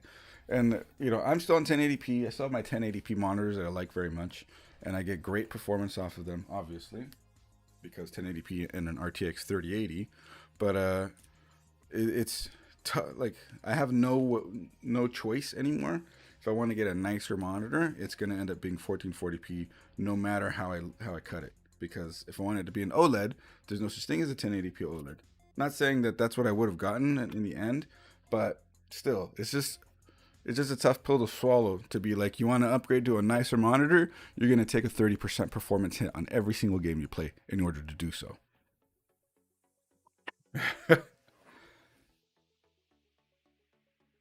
And nobody talks about that when it comes to like gaming performance monitors, like parts choice and all that sort of stuff. Especially for people upgrading who have had their stuff a good while. If you are on 1080p and you go to a cooler new monitor, it's most likely going to be 1440p, and your performance will be less when you put that monitor to that graphics card if you don't change anything else. And then also, as time goes on, you have to upgrade your stuff more often in order to keep up with the demand. Like if there is a case for 1080p, it's the fact that you can build a really good system and rock that system for a long time before having to change any parts. So that's where I stand on that, but it doesn't change the fact that at some point I will also be joining the 1440p club because, like I said, no choice. I'm some better that I've had the same $40 the whole gaming setup, power monitor. Of course, I can just say no for sure. Holy hell, 4K 60 on my television with upscales on 20 is pretty easy to achieve with a lot of cards. You can get there depending on the games. I have a 3070 in my HTPC and an i7 11850H laptop CPU that's integrated onto a motherboard. and I'm playing like Team Sonic Racing in 4K on that. Solid. I could probably do like something like Rocket League and stuff like that. It's possible for sure. I just tried 1440p for the first time. Mind blown. What monitor was it? OLED? Yeah, I'm just rocking the RX 600 to find a better upgrade. Solid. This computer has Asus Pro RTX 4070 Ti, but I overpaid. It was 800 plus tax, but still fine. I mean, it doesn't sound so bad now, does it? Not much vision between 1440p and 4K, to be honest. Huge difference. See, I don't see it. My brother has a 1440p screen, and I can sit down in front of it, and even he himself went from 1080 to 1440. He said, it looks a little better, you know, but not all eyes are created equal. We're gonna get this RGB splitter installed.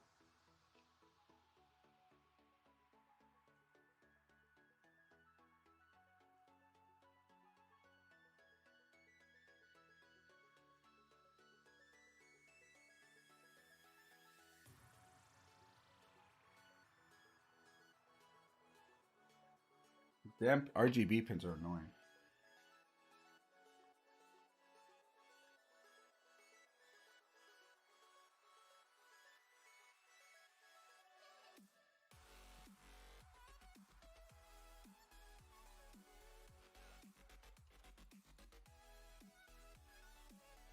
I have no way to see if I'm like lining it up properly. There's just no visual way to get that, no indicator, nothing. I just gotta nail it on the first try, otherwise I back it up and keep trying again.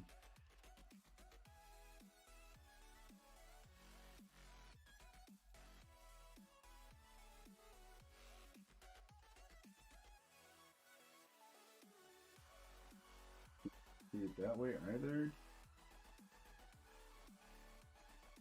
Dude, this is annoying. Size of monitor, definitely more noticeable on 27. Oh, yeah. Well, mine are still 24s, and I'm fine with that. I'm happy with that, so yeah. Lucky about my 4K monitor, $50 using Facebook. Dude, sick. Enter's really good for a computer with a 4070 Ti. So we'll agree on one thing. PC over PlayStation, Xbox. I'm with you. I haven't been a console gamer since the Dreamcast. That's the greatest console ever.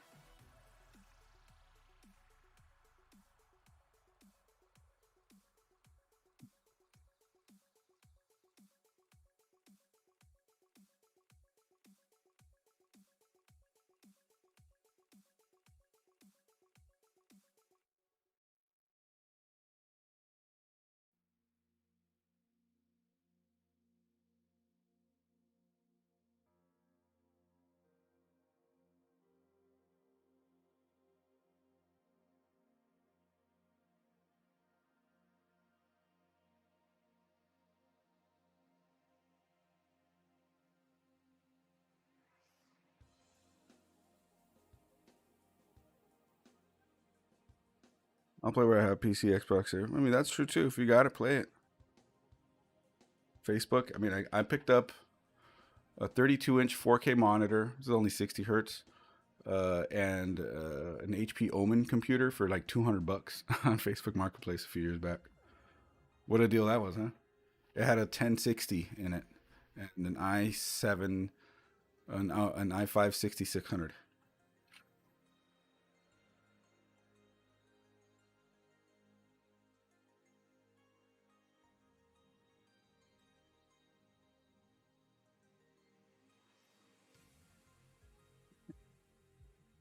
Buddy, plug you in.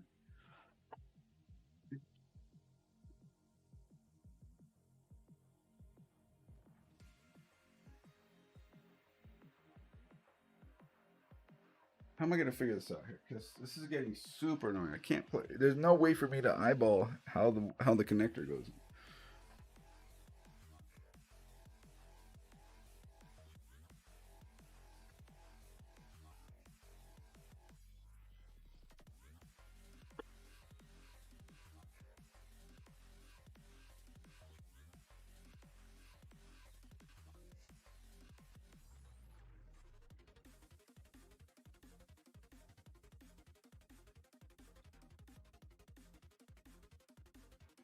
See the problem.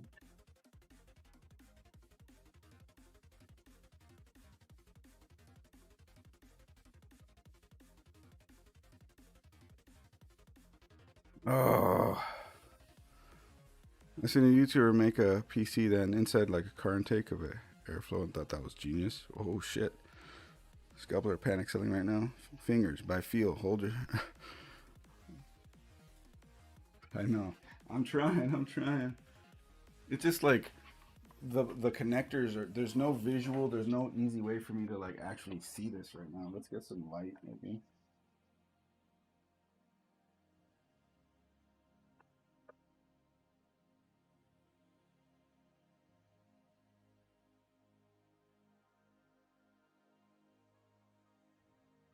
Light, he says.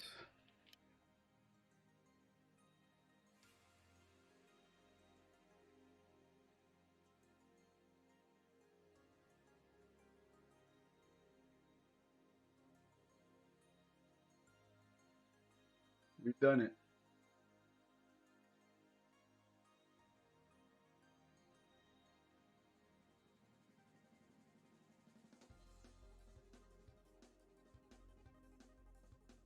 A little extra angle, a little extra light, and we did it.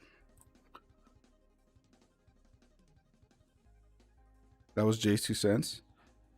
Okay, bro, in Dallas, 4060s are going for 70 to $100. Seriously, dude, that's a deal.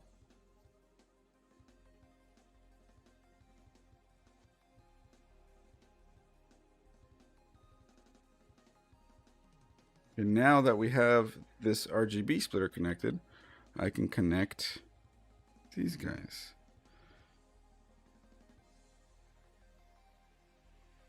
Oh, that's actually a pretty good connection, more than I expected. Where's the other one?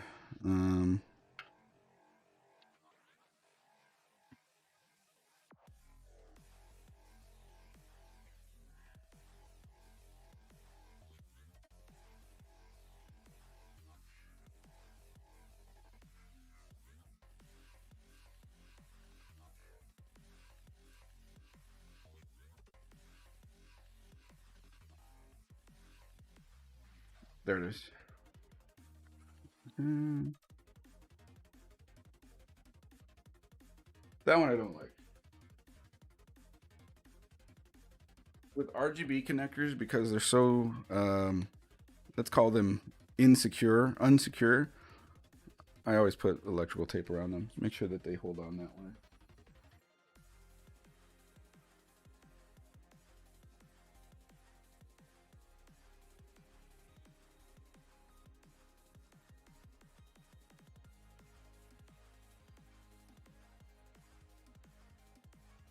Phone light, I was using my electric screwdriver, which also has a flashlight on the bottom.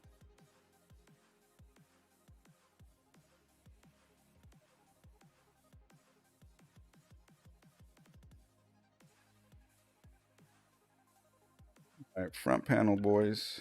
Wait, hold on. Let's cable manage that a little bit.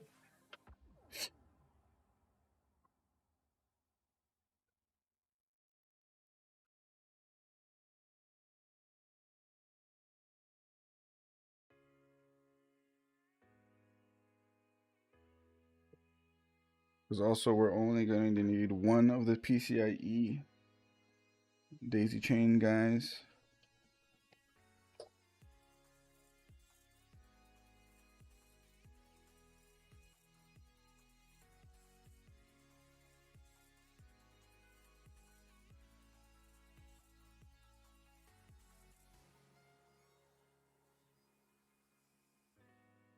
Got the 4070 I had 2 Super a couple of months ago when everything started to go up for 800. Should have waited and got a 5080 though. I mean, you would have had to spend another $400 at the prices that they launched at. This build can easily go for 750 with the 2080. I don't know about that. If I were to sell this, I would probably be like, I suppose you can make an argument for 700, but you start to approach like spend the extra money for brand new pre-builts from some companies that have decent enough specs. So like that's the problem with selling used desktops is once you get past a certain threshold, people will just buy new instead. So yeah, maybe 6. I mean, maybe list it for 750 and then see what offers come in. Kind of go from there. Toasty Bros easy 750. Oh yeah, but those guys also are in the business of selling them and keeping a business alive doing so. So that makes sense to me. Not that they're overcharging or anything. It's just like that's business and that's what they do.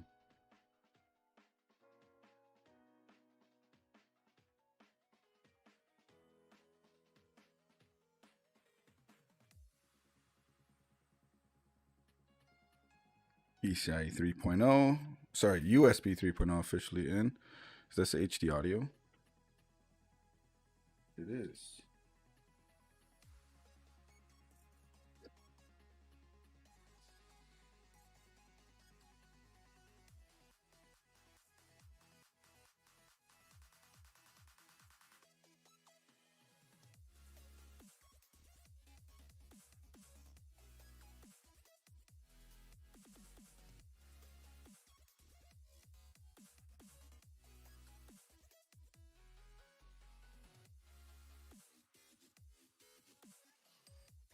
HD audio is now in.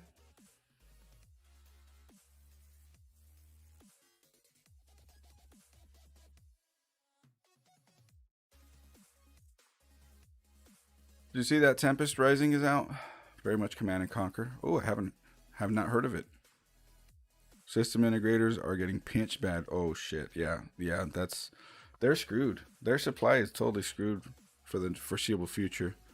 Want your product, you can charge more. That's a no-brainer. And that right now would be the case, yeah, because you can't spend the extra money to get into a better pre-built because the better pre-builts don't have stock. Makes sense. I mean, the computer I build is better than anything from any distributor. People don't know that. Yeah. Well, maybe not the main gear, the boutique builders, but then those guys overcharge like a lot too. So there's that to consider. Fossil model RX 6600 9XT being sold in my area for 110. Is it a good buy since Bowstar has Bowstar doesn't have a bad reputation if you ask me. They're a solid like lesser known board partner. It's not like a motherboard with a bunch of different things. It's just a graphics card. This USB? It is USB. Is there a USB all the way in the front too? That's front panel. Can I squeeze this USB in through the back?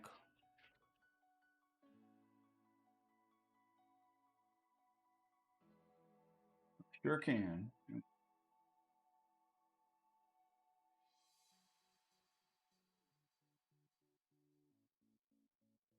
E on the bottom. Yeah.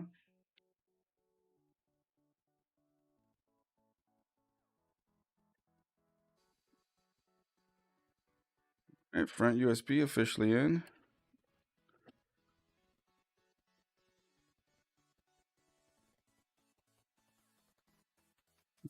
Some people say no to PC build to have.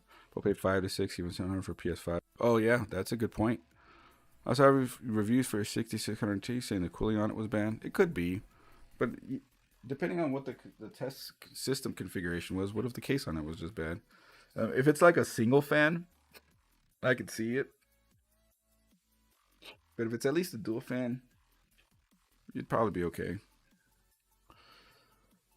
Better than anything you get. Trust me, even use PTM. Oh, sick. Also, it takes me back, right? They're like ECS. That's another name that'll take you back. All right, front panel connector time. And this one I am going to lay it down.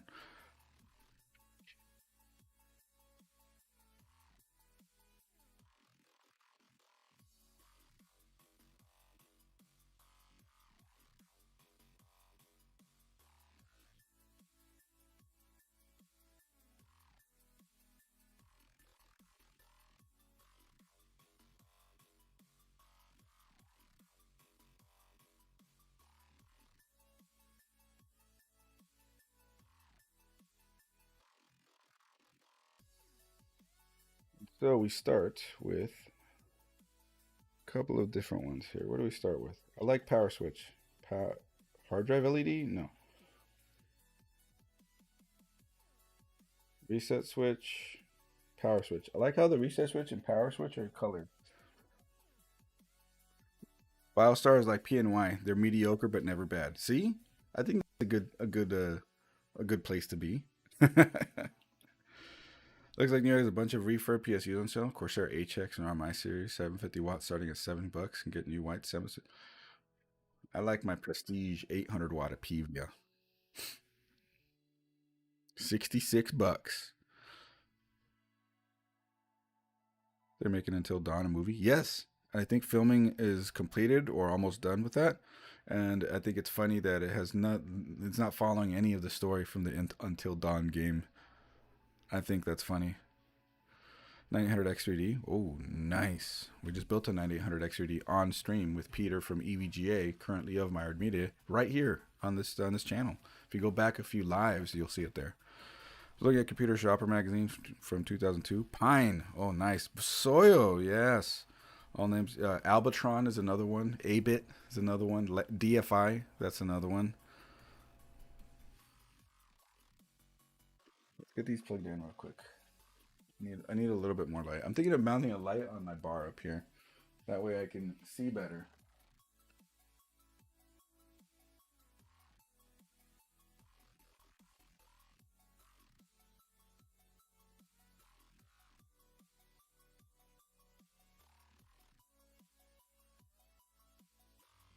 Okay, power button appears to be right here. They put the hole where all these come through is literally right where it comes out. So I'm blocking my own connector.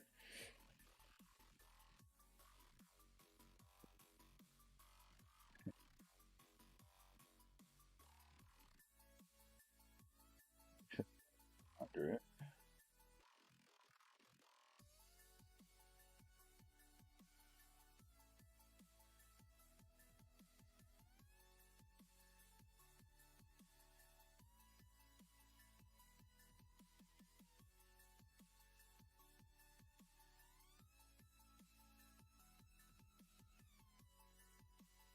Okay, let's pull those back.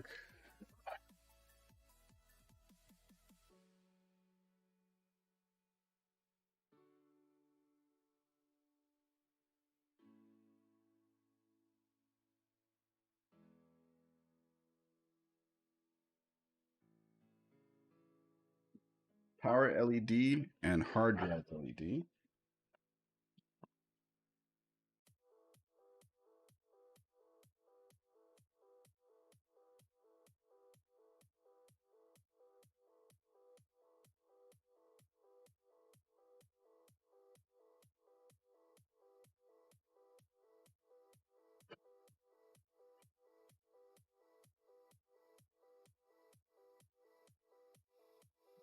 The power LED positive is plugged in.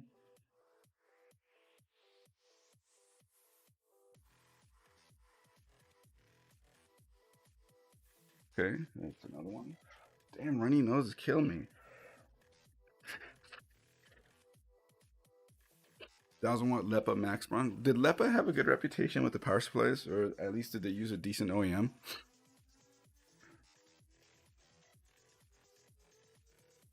There's a point where you didn't buy anything without reading the magazine first, dude. Good, the good old days.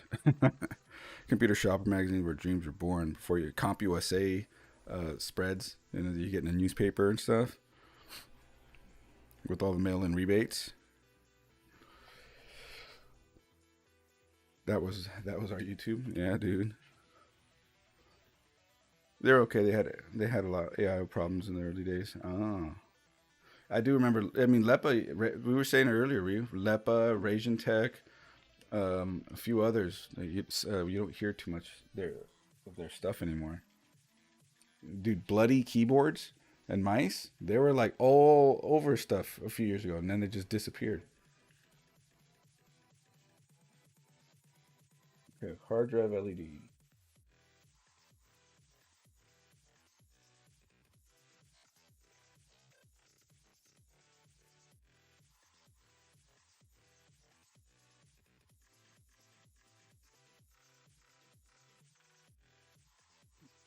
I don't want a blinking light.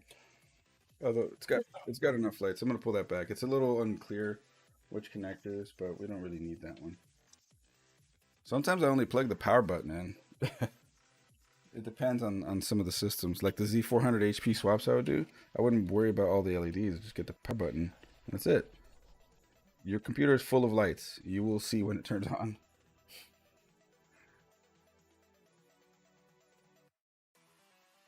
So let's plug the graphics card in now that we're ready for it. Remember, never plug the graphics card in too early. And then that way we can route the power cable and then wire manage.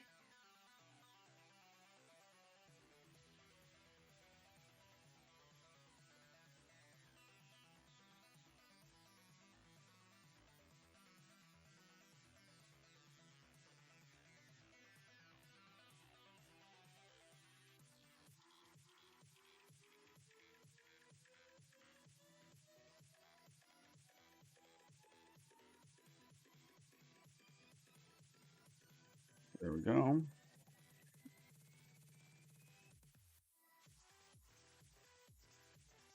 Well, this case has the breakaway connect I/O plates.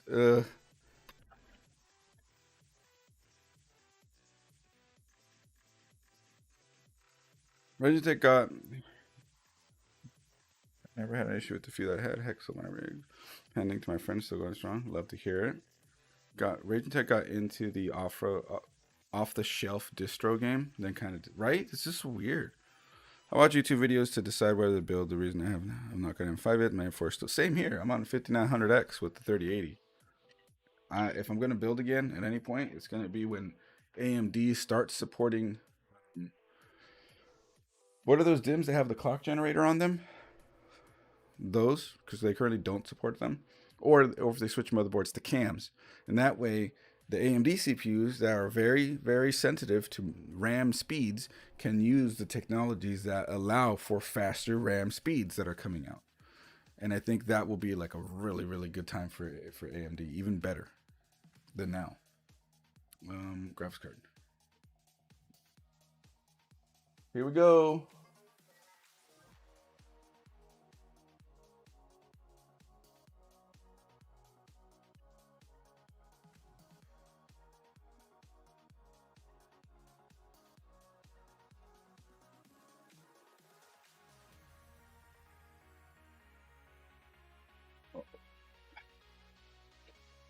Damn it.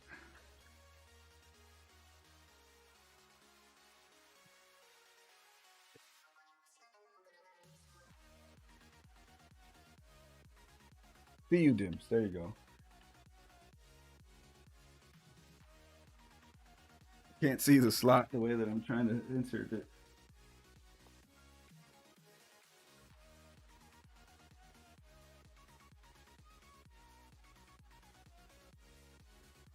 There we go. That's that one. I don't mind putting thumb screws. I'll put thumb screws there,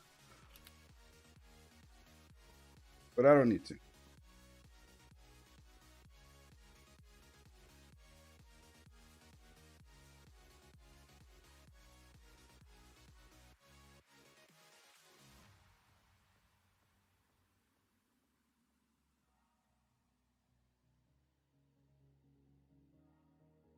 EVGA 2080 for the win. Yes, sir. This is the XC2 actually. There you go. Solid.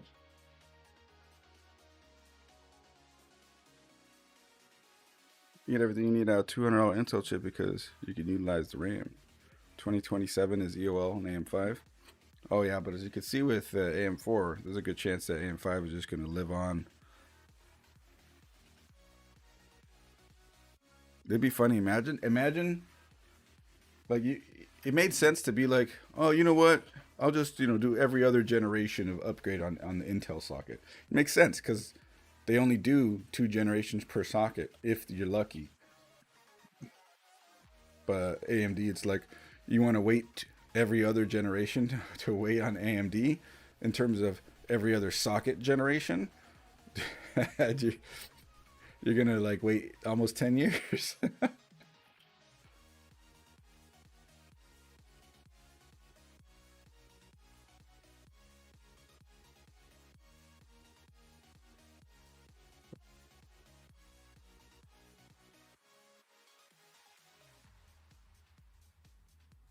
Ryzen's still making AM4 BIOS. Yeah, and we just put a 5700 X3D in my brother's almonds rig. Yeah. And you get the extra 2 pins off of this. There we go.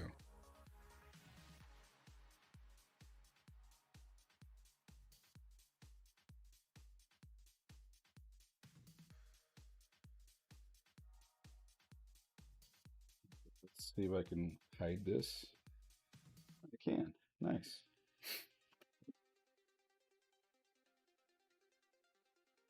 Let's give you guys business in the front, because right now it's definitely party in the back.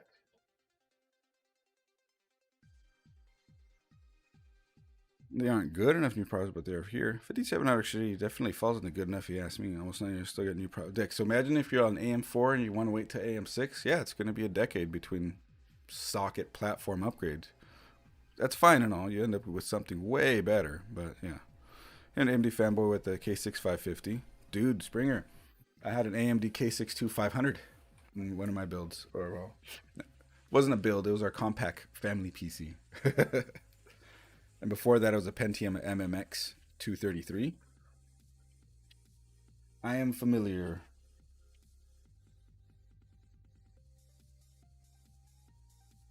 Okay, so lay it down and begin this process.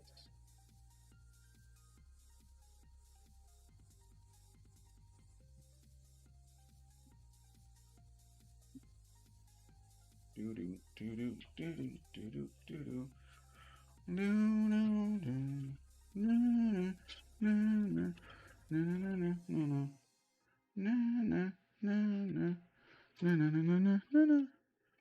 no no no.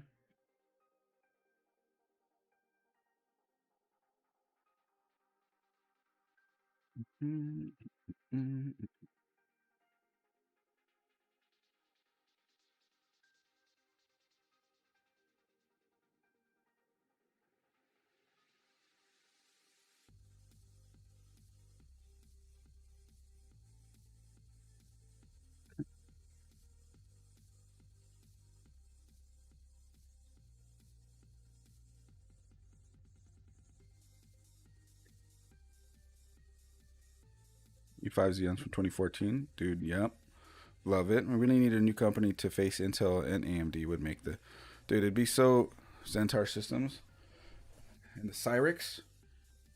The problem with it is so much of this stuff now is patented that in order to create something that can compete and doesn't infringe on their patents, you're in for an uphill battle. And then so much so that the R&D money probably isn't worth it to do it. So if you didn't need, if patents weren't a thing and anybody can just freely create, then yeah, we'd probably see more competition, but that is not the case.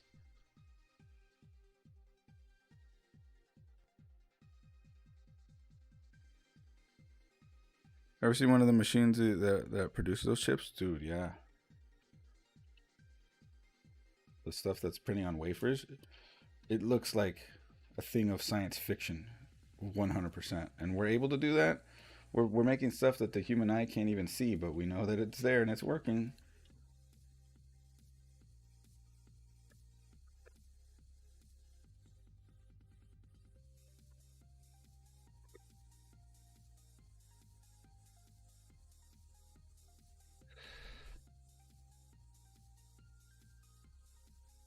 One more zip tie, I think.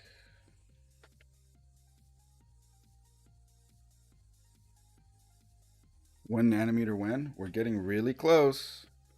But if it, I believe nanometers can get to the point where you're almost at the size of an atom. And I'm not sure if I think 1 nanometer was that number. It's crazy to think about that we'd be manufacturing stuff that maybe not an atom, maybe a molecule. Well, yeah, same. No, I'm not sure if that's the same. I can't think right now. I'm focusing on this, but you get what I'm trying to say, though. Like it's getting to the point where you need an electron scanning microscope in order to actually see what it is that you made. It's a crazy thought.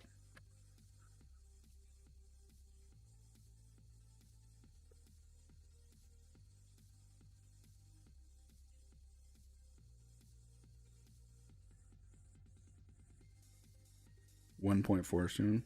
Electron bleeding happens. Yeah. Yeah, yeah. We're going to hit the limits of, well, some people say we've already hit the limits of silicon.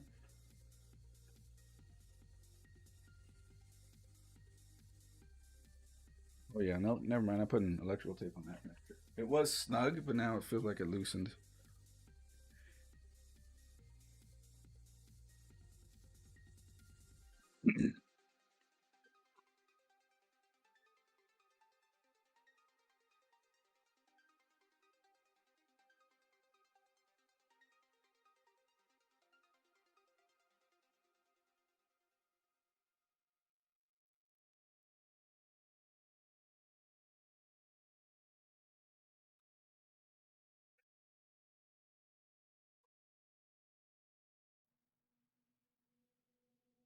I think that works.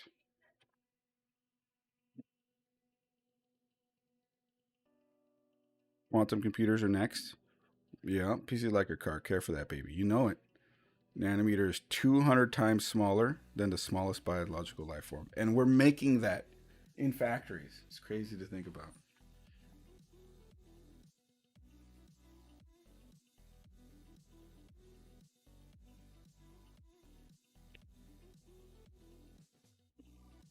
Perfect.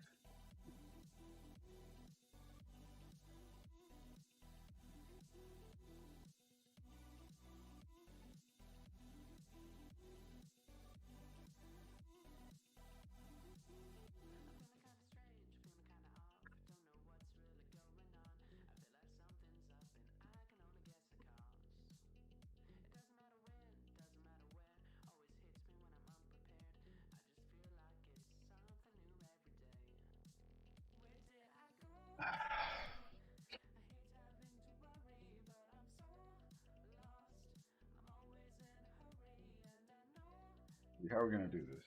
I want you guys to see the computer. I'm about to bring the screen over so I could boot it up, make sure that everything works. Start installing Windows. I got to install Windows. But yes, this is the end form of the computer, huh? It'll light up. I just gotta make sure the lights are working. Well, once I plug it in, the way things are routed. You know what? Maybe we'll just do it like this. Yeah, do it like that maybe. Yep, RTX 2080. Bismuth chip based on 0.05. Yeah, right. We're gonna get off of silicon at some point. Green.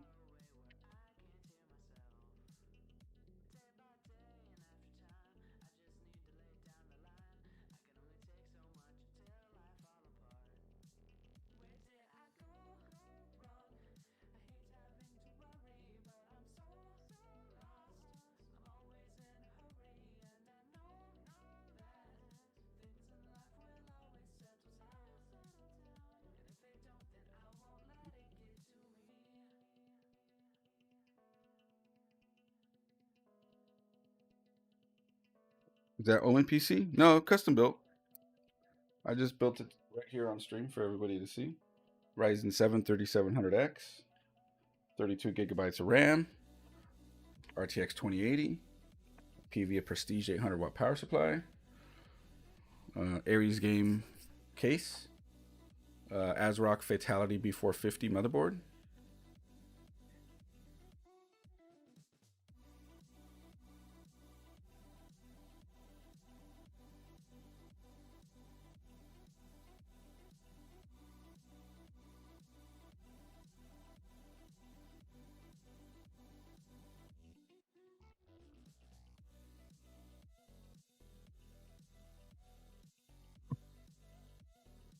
EVGA needs to get back in.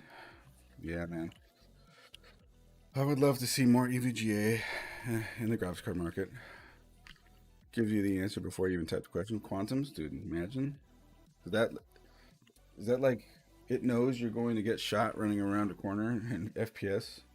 So that kind of thing.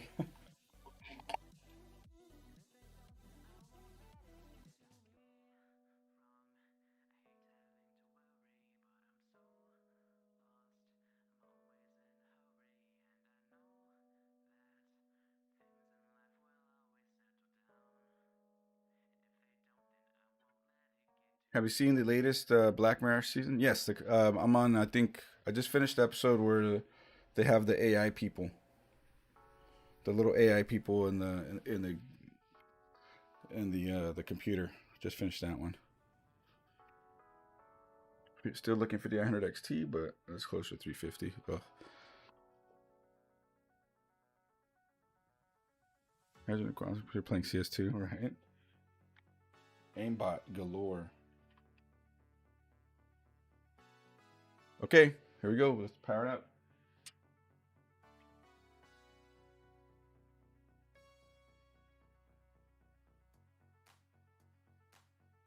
Oh, we got a problem. None of the RGB lights up on the fans. Just the rear. Wait, wait. Are the fronts lit? Oh, kind of. They are lit. It's just a little weak. Oh, it's booting. We are in BIOS.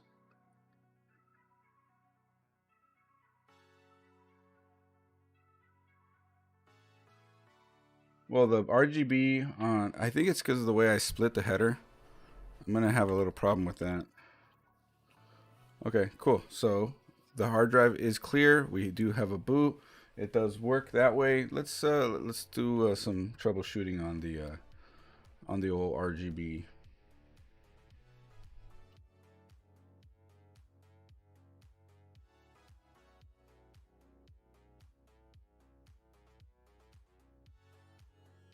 I used an extension for the RGB. It didn't work, so I had to see. Yeah, I used an extension splitter thing too. The only problem is I've done goofed and wire managed it all.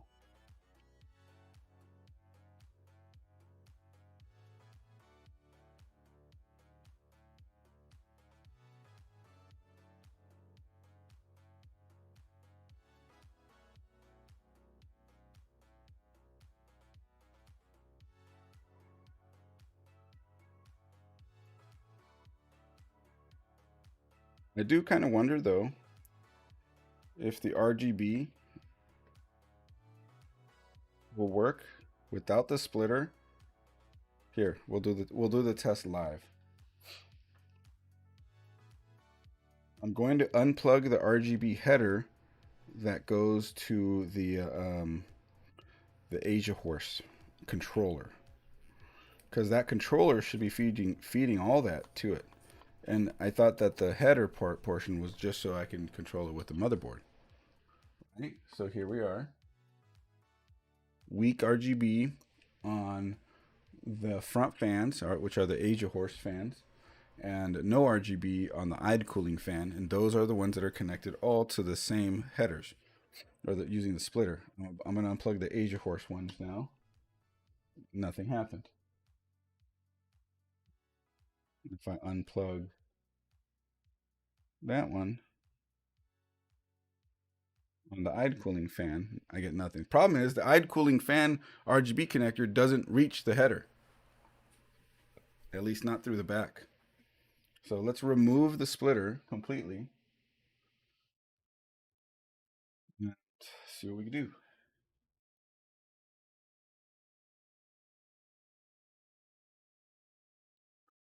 A kingpin card is a collectible. Yeah, those those are something else. That's for sure. Dude, all that trouble to plug in the the splitter, I have to unplug it.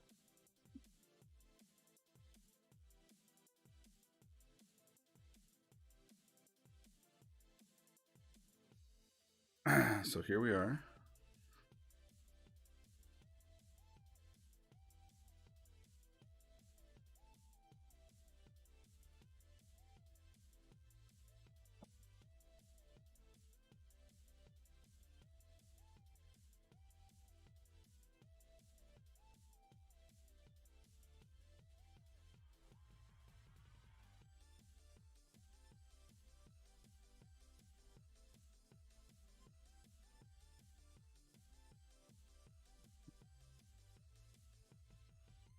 So I want the one that's coming off of the eyed cooling fan to plug in there, down there.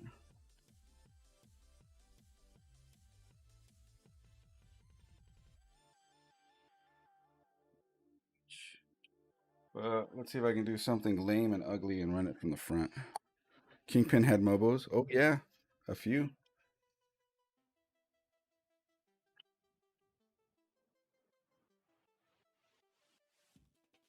So I could do something with this, hiding it behind the graphics card.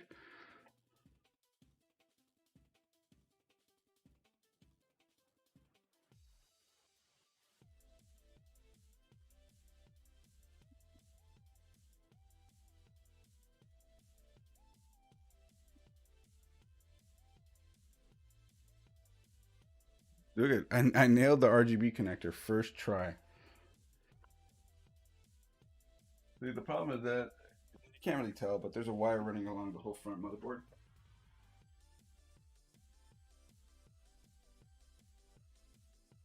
It is what it is. Doesn't look too bad.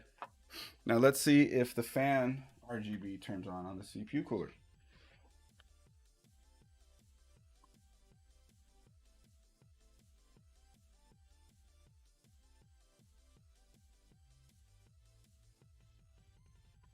Still nothing.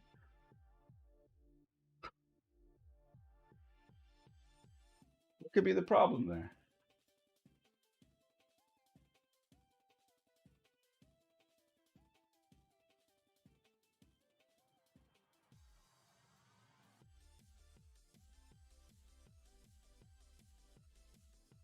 Is it the header? Could it be the header?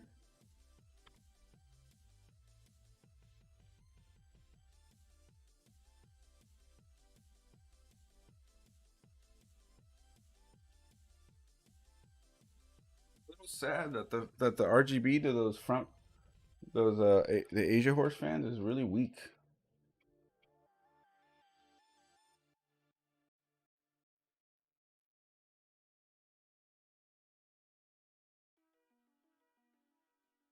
Kind of want to fiddle with that here for a second before I go back to troubleshoot. So, yeah.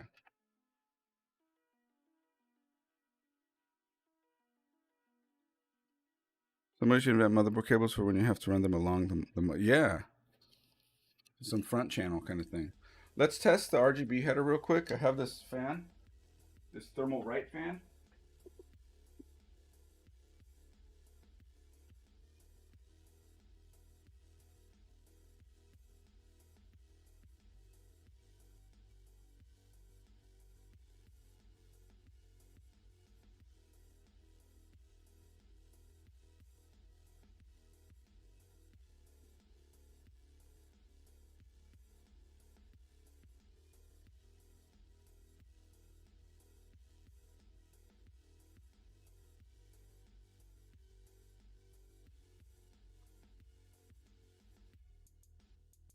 I wonder if the ARGB header is like turn off in the BIOS. Because there, I have a whole nother fan. So we know it's not the fan. It has to be the BIOS. Look. We will look together, my friends. Because you can kind of see that I have it booted in BIOS right here.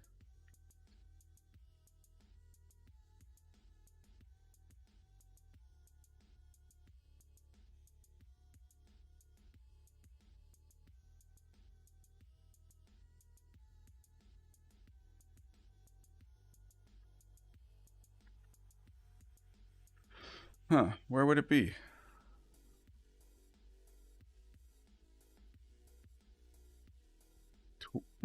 RGB LED.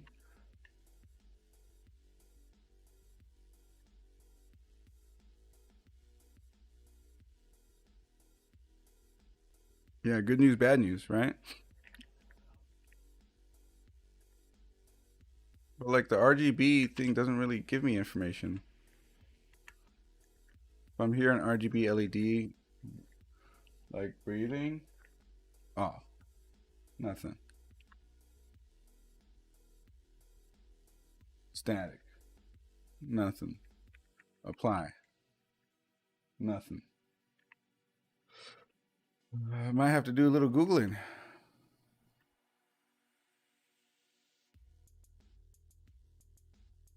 I agree, Born. I agree completely. So there really isn't anything here that really CPU fan. So, there's a hardware monitor, but it doesn't nothing to do with ARGB fan tuning. We'll have to disable CSN. Why is that even enabled?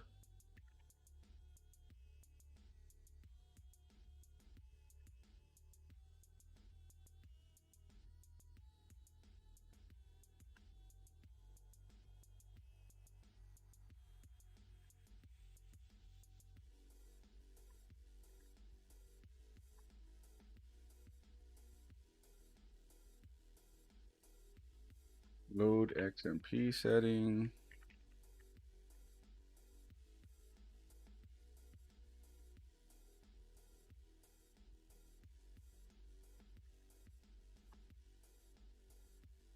Not posting? Oh yeah, you can see it's posted. It's right here on the screen. It's just that like RGB isn't turning on from the addressable header.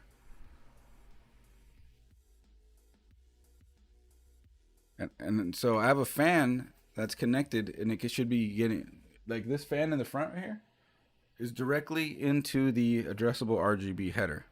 So it should be getting something. Something should be happening. My phone that I used to watch the stream is going to go.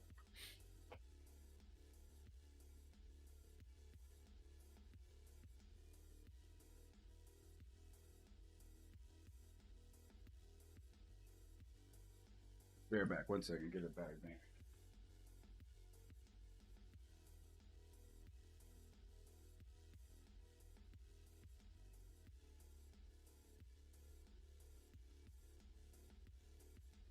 Thing died quick. I unplugged it and it was at 42%, and now it's at 6%.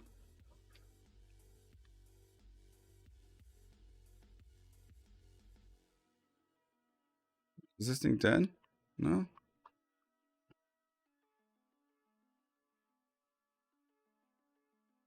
There we go.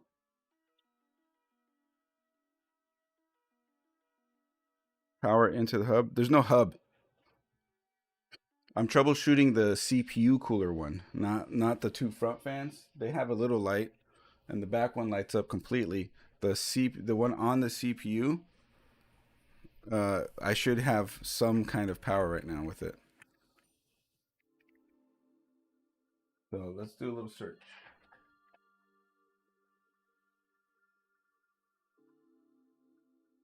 No, let's do it over here.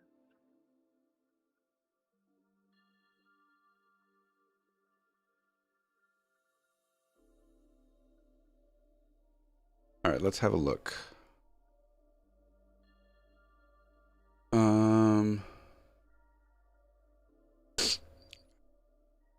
ASRock B450 addressable RGB header not working. See if that gives me anything. A sweet transition. Thanks.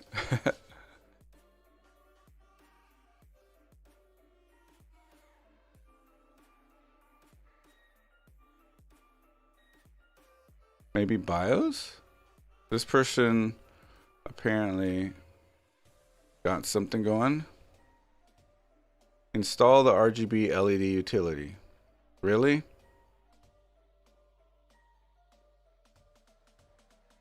Like it's not going to work until we get into Windows? Like the fan's working. I don't like this. I've never seen that sort of issue happen. It would light up still.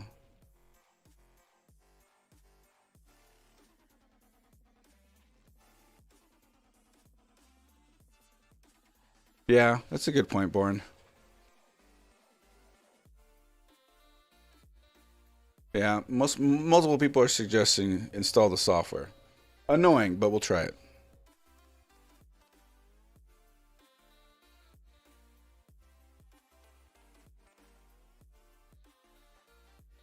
Fine. We'll leave it apart for the moment while I go through the install process.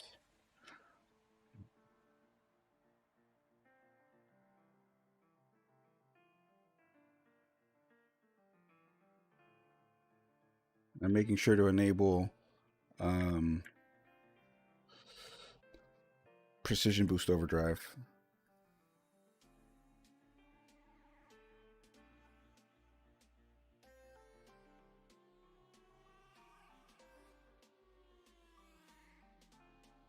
And resizable bar, gotta enable that. XMP, resizable bar, and precision boost overdrive. Let's save that as a boot profile. Stock.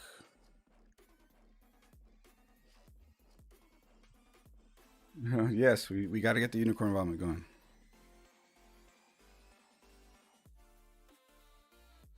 Right, like I'm not entirely sure on this, but we'll see. Because it should be lighting up. It's a little frustrating that it's not.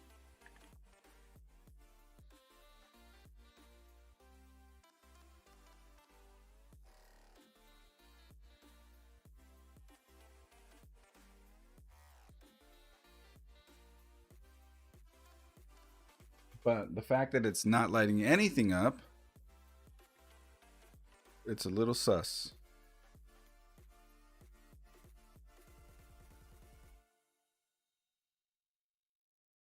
Yeah, I was looking for the header output on the in the BIOS, and it was adjusting something, but I think it's just adjusting the 12-volt RGB, not the 5-volt addressable RGB.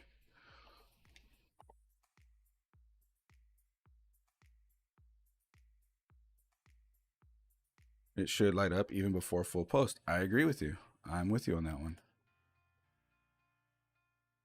Windows 11 Pro.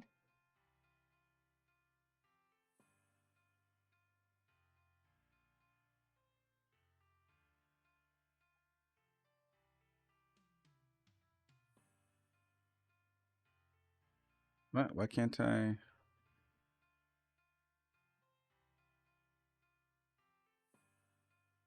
Hard disk space. The partition contains one more dynamic volumes. Well, then delete it. What's going on here? I can't install Windows. I just want to delete that partition. There's drive 0 won't let me delete. I've never seen that before. Like, I need to load another utility to wipe the SSD that's on there because it came from a different computer. Wait, what? Did you see something? You have one good header and you always just use a... Yeah, right. There's one good header on it, but like right now I have one fan connected to it, so we should be getting something. Okay. I need to make a utility to load and wipe that drive. Do I have something? I do believe I do.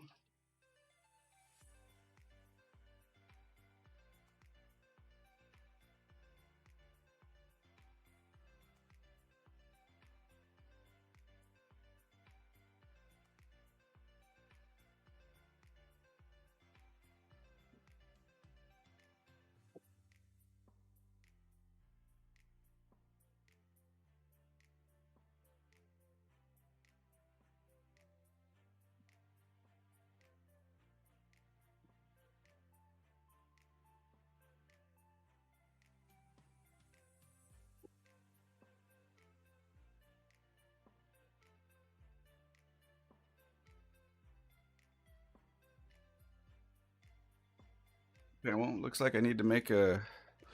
Plug those other fans in, and RGB into the header. I know it's working. The other fans have their own hub, their own controller. It's a proprietary thing.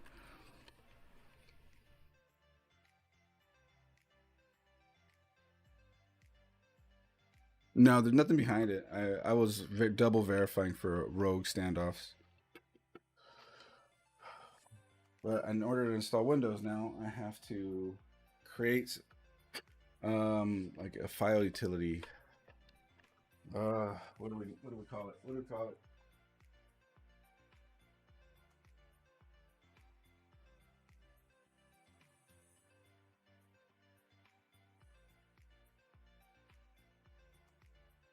$9700X with an air cooler.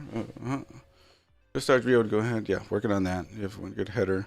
Yes, and I'm working off of that one good header right now. The other fans are proprietary, so they don't run off of any of those headers. The Asia Horse fans are like, yeah, they're like that 5 or 6 pick thing. But that's not what the problem is right now.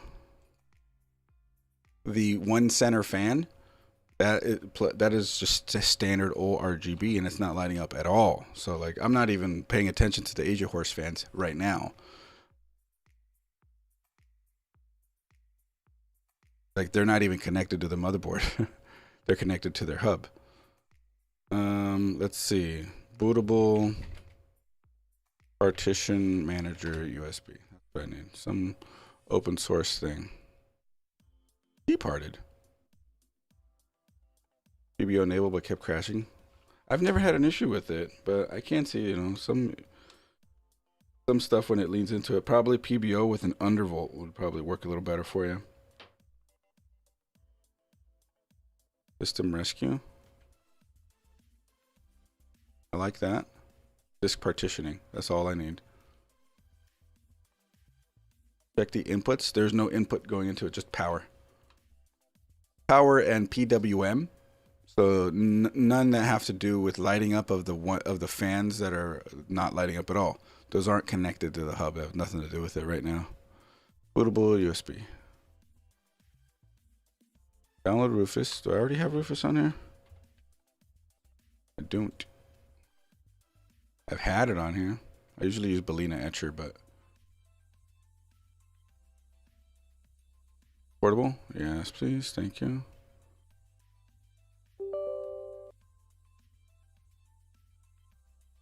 Okay. And then select the system rescue ISO image. Oh, where do download the latest release? Nope, that's Linux. Everything on the SSD. That's what I'm trying to do, but I can't. Windows won't let me wipe it. I've never seen it do that before. You just delete everything on the SSD when you're doing the, yeah, that's the that's what I'm working on. The Windows utility won't let me delete it. I've always just deleted every partition on SSDs when I load Windows off the USB drive, but it's not doing it. So I'm just gonna load a different USB, wipe it, and then go back into the Windows installer. BIOS might have a drive wipe. Didn't really look like it did though. That would probably take longer. I could just take care of this.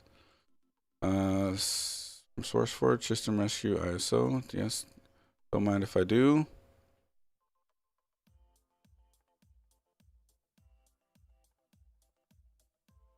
Plug in my external.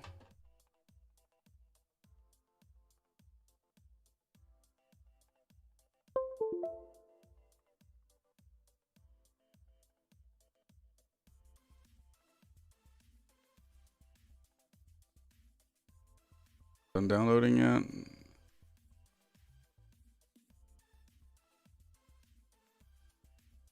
Okay, so sure, device. Hello, Rufus. I need you to refresh.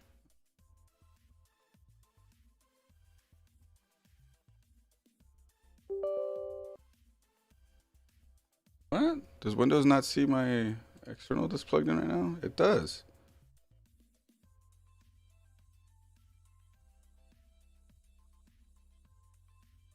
But it's not letting me select it. Let me just select the file. But it's not one problem, it's another.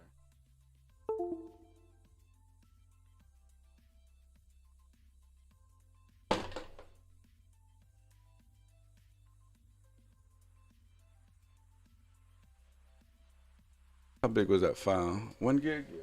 Okay.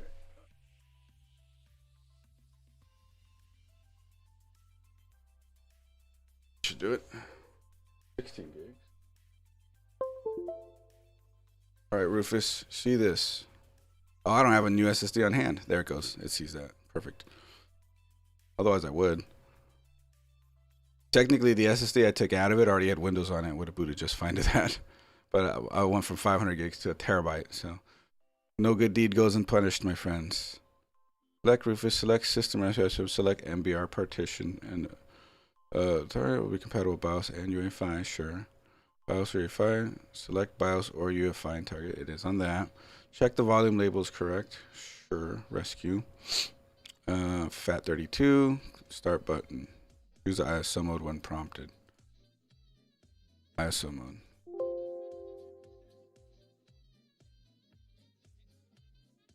.24 pin into Mobo. Yeah, I'll try it right now. While this does its thing. Yeah. Let's try it.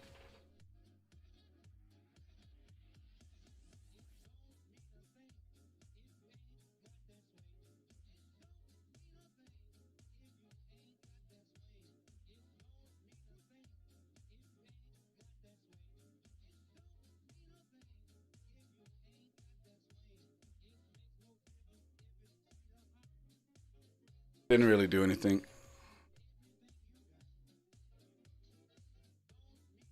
Windows 11?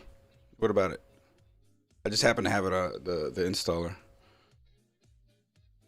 So figure I'll just send it with Windows 11, but I gotta write this flash drive to boot into the thing, wipe the SSD. So while that does this thing, let's go back to the computer.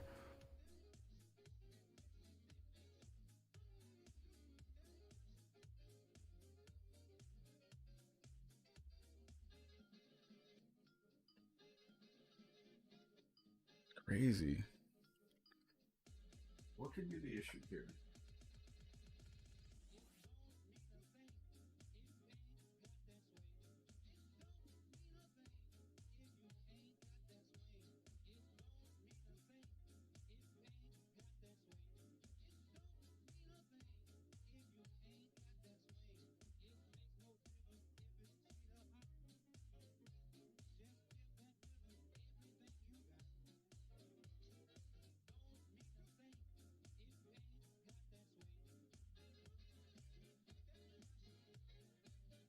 It's fun.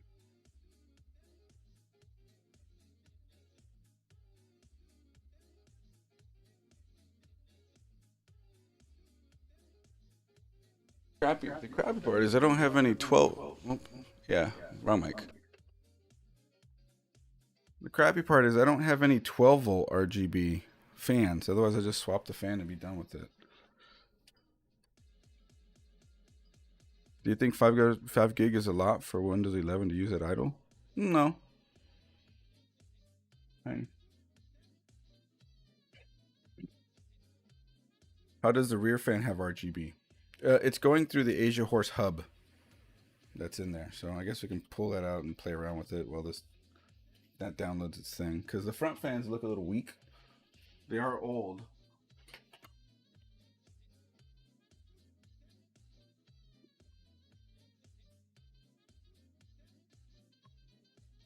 Okay.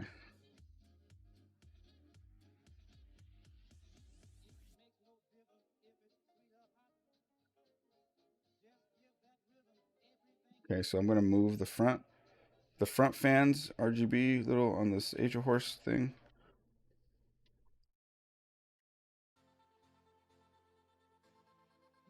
Looks like they're just weak.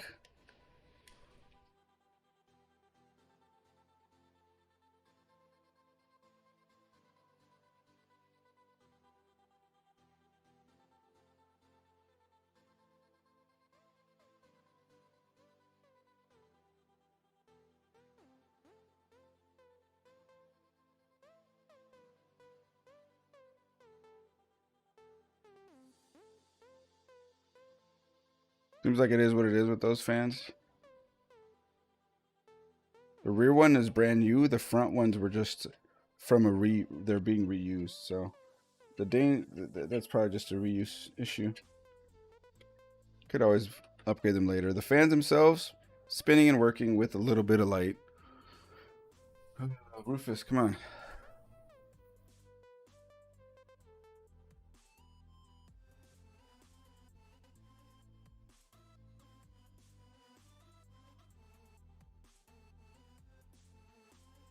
Talking to you now from a 1500 XRE computer enabled PBO Advanced. Oh, good luck. I believe you can use curve. On that one, I would use curve optimizer and start with like -20. Go into the curve optimizer in BIOS. Start with -20 and see how that treats you. Gotta run. Thanks for hanging out.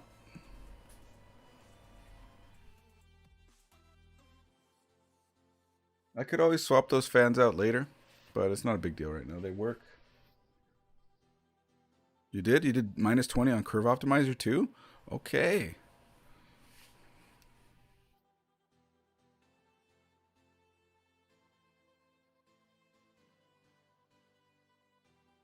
Man, that sucks about the fan. Like I'd be happy enough moving forward with it if it wasn't for that. So, uh, let's go back into BIOS and poke around.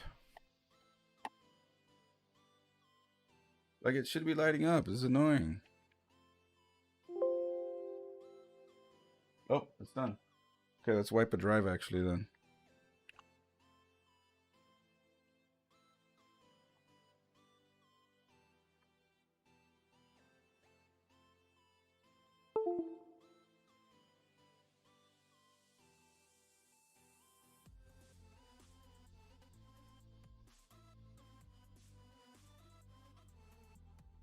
So the BIOS on here is from what? It's P10.31. I haven't updated the BIOS on this before, so let's try that. Let's try that first and then see what happens. ASRock Fatality B450 gaming cable.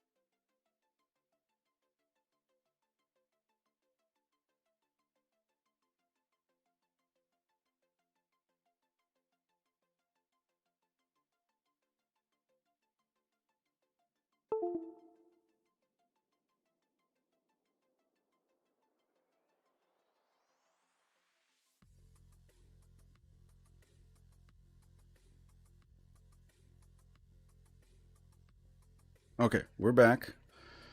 Have the BIOS on the flash drive.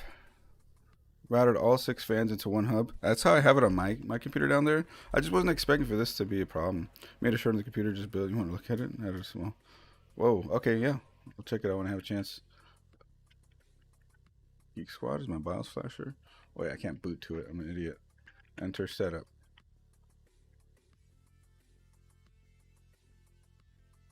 Tweet it at me or drop it in our Discord, and I'll check it out after stream.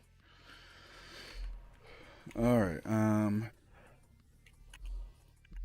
trying to update the BIOS. Where's that button? Instant flash. I'll see there's NVMe sanitization tool, so it is right there. I don't need to boot to the other one. Let's see if I can do that.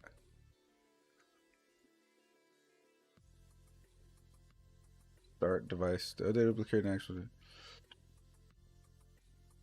Oh, sweet. There we go.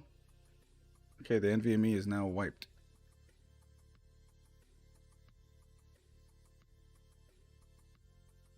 At least I think it is.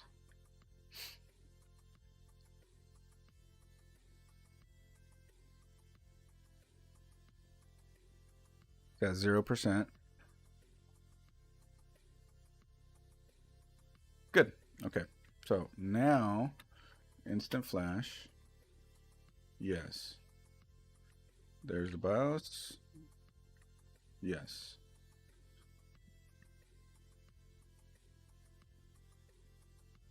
All right, we're loading BIOS, my friends. Loading BIOS.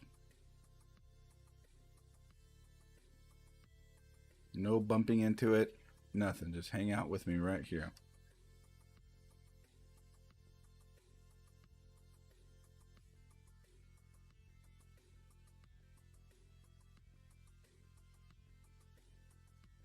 I don't know what version I said it was on before. It thinks it's 5/6/2022. I mean, I doubt that the clock, the internal clock, will be messing with the RGB header, so there's that. We'll see. Let me see. We'll look here. ASRock B450 ARGB header, no light.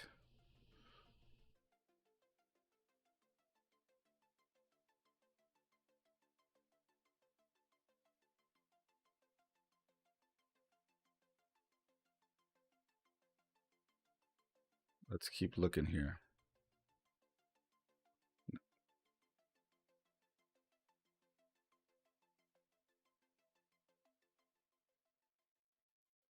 Here we go. Doesn't work.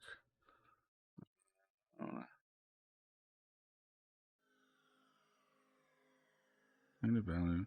They say lights flicker, clear the scale, no lights actually work. It's been a nightmare and AC. Some compatible issues. You have 5-volt addressable plug-in directly to the 3-pin. Yeah.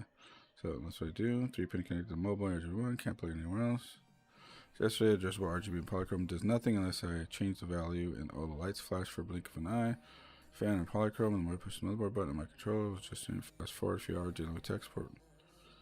Another honorable mention. No, if they set the colors via remote to static, they occasionally all flash green. Their values don't flash. So, well, interesting.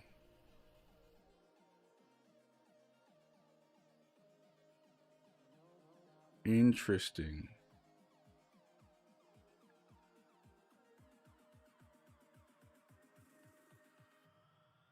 RGB is 4, RGB is 3. Connect. If it works anything like Aura, the motherboard RGB stuff will handle it.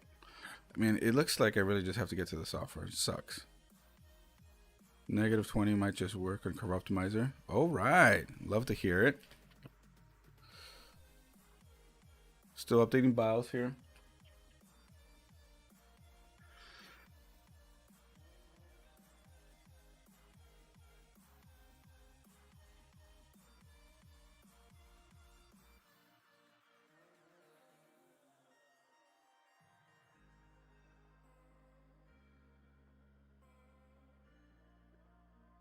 Sucks that you have to do that with Optimizer for crappy chips.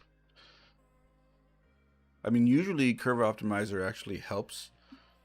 It helps get more performance out of the CPU. But in a case where a CPU is already like, it's not a, you obviously didn't get the silicon lottery, which means that at PBO, where it's auto overclocking itself into instability, Curve Optimizer being able to pull that voltage down where it becomes unstable is helpful. Like having that option, I think, is nice. It's annoying that it's necessary, but it's good that it's there. You know what I mean? Oh, good. I can reload the same profile. Load user default profile stuck.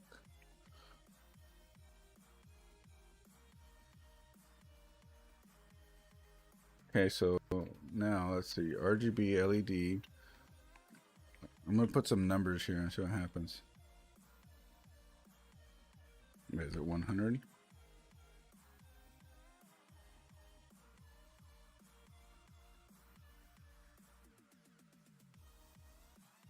What do you know? It's in the. I just. What's the. If I put all to 100, then what happens? It just looks white. Obviously, yes, that's correct. But it's if I go to wave, speed, is it gonna change? It's not changing. Oh, I have to apply. Well, there it goes. The motherboard is controlling it, but like, I want to do it with the software. You know what I mean? It's annoying. So I'll just go to static, and I'll match it to the color of the rear fan for now, which is like blue. Yeah, okay, good enough.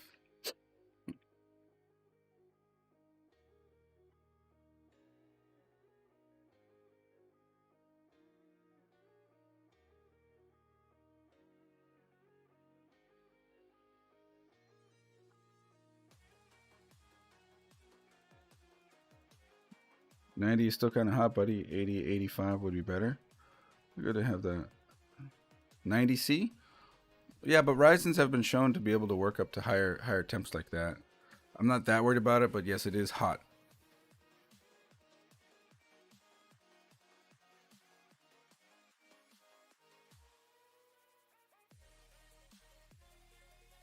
Okay, so we did get that working. Now we can boot back in. Let's see if the built-in BIOS flash, built-in BIOS formatting is helping. Will help.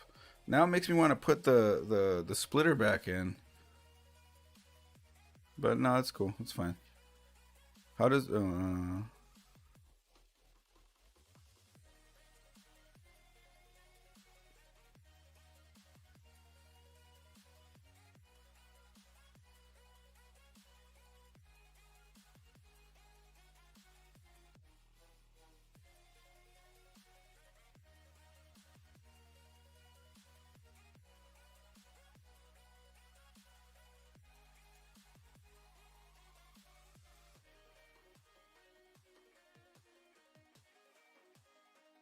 there we go.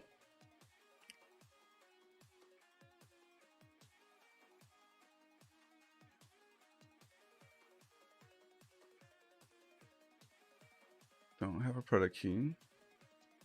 11 Pro.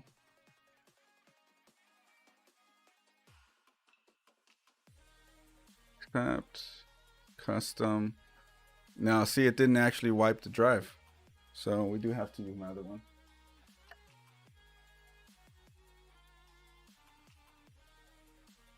Just weird that Windows isn't letting me wipe the drive. Oh, you know what? Screw that. How did I forget that I could do this?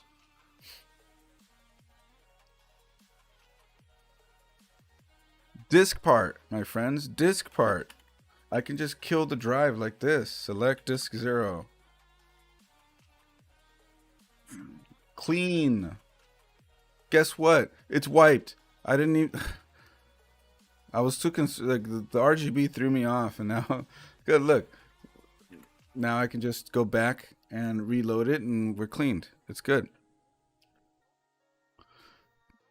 Yeah, updating the BIOS I think helped, but also just activating, like going into the RGB on it. It said apply RGB, and I did that before, and it didn't do anything.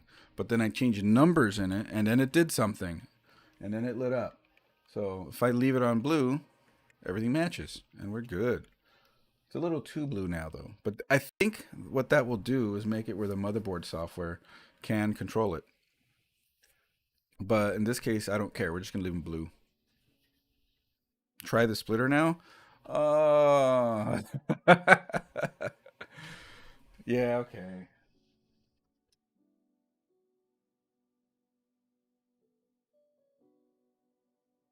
We just have to route it back and everything. Okay, I'll be I'll be a bad boy and mess around with it while it's installing Windows. Okay, so we're back in the Windows installer. I didn't have to load into some disk utility partition thing. I just did it in disk part, which you can do in command prompt. 11 Pro, next.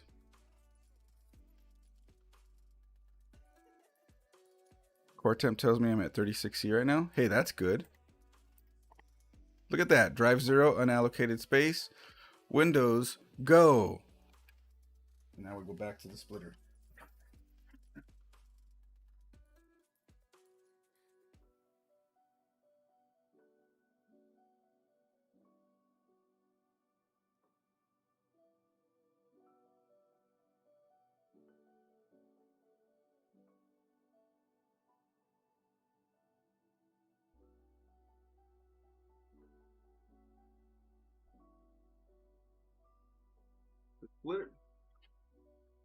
The splitter's connector is so much more difficult to plug in than the other one.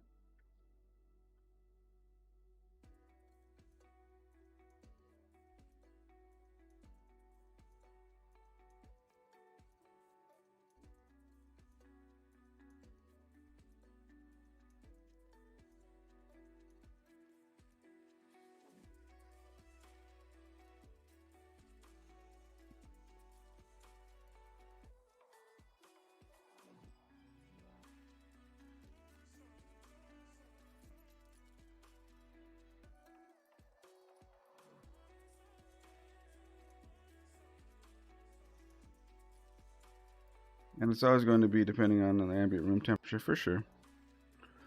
Okay, let's keep trying again with this damn splitter.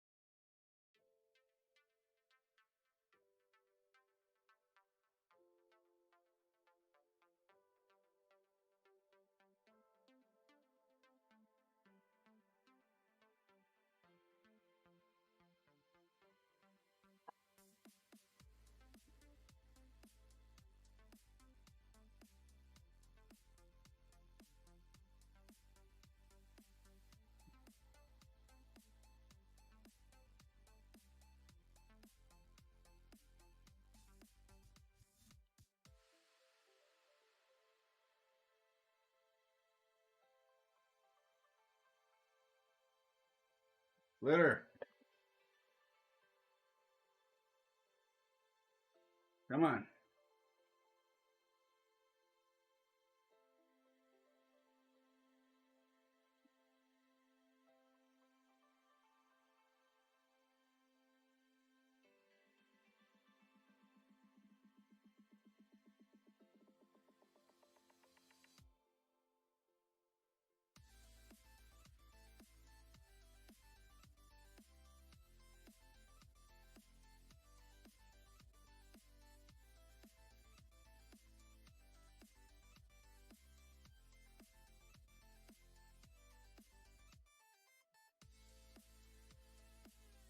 This splitter's annoying. 5000 XP has a 700 XT. Nice.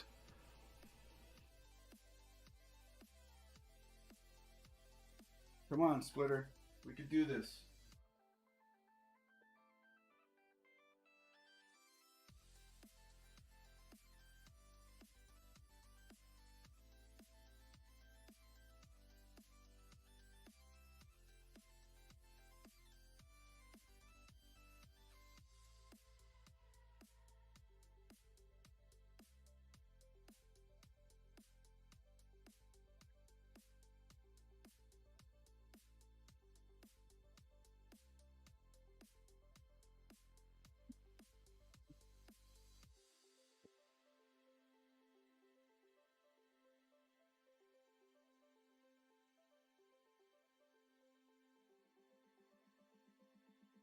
Dude, the annoying part is I can nail the the plug with any other RGB one, but this splitter is just killing me.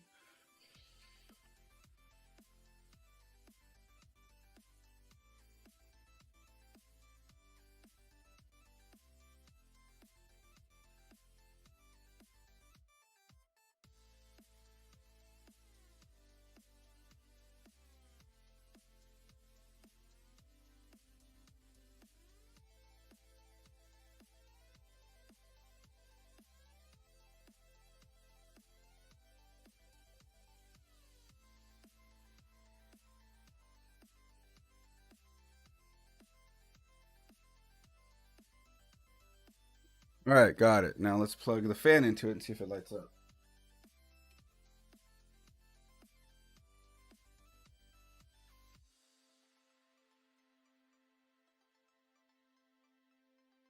Okay. The splitter works.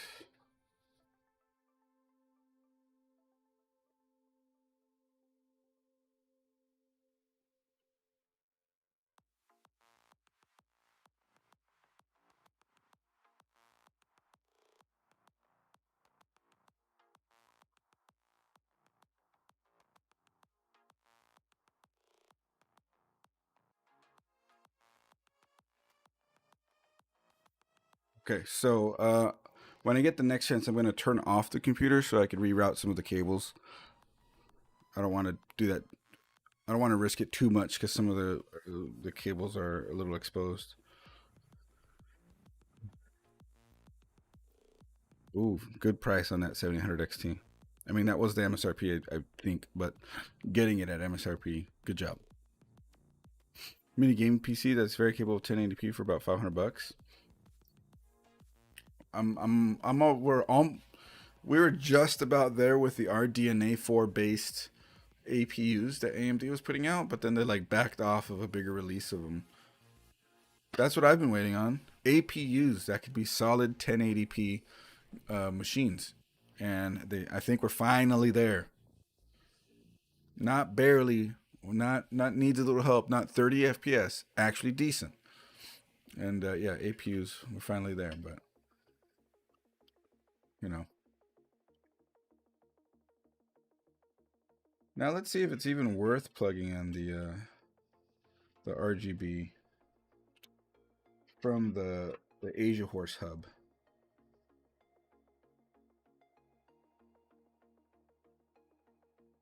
Because that one, it's like the motherboard's supposed to tell it what colors to change.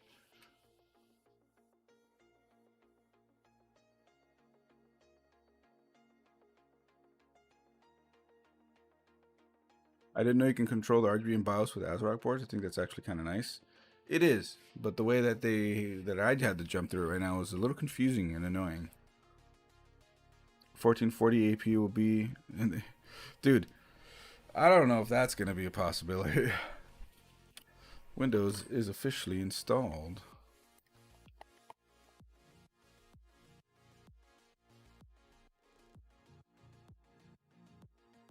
Ten. What's the UBI? New window level UBI. Start ms.cxh. Local only. There we go.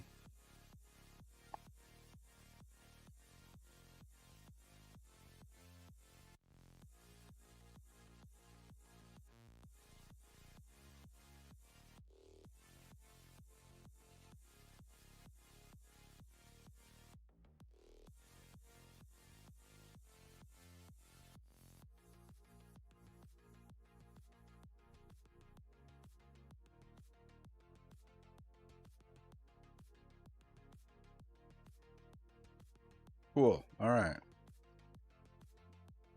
No, no, no. Accept. We are in Windows, my friends. In Windows. But let's shut it down real fast.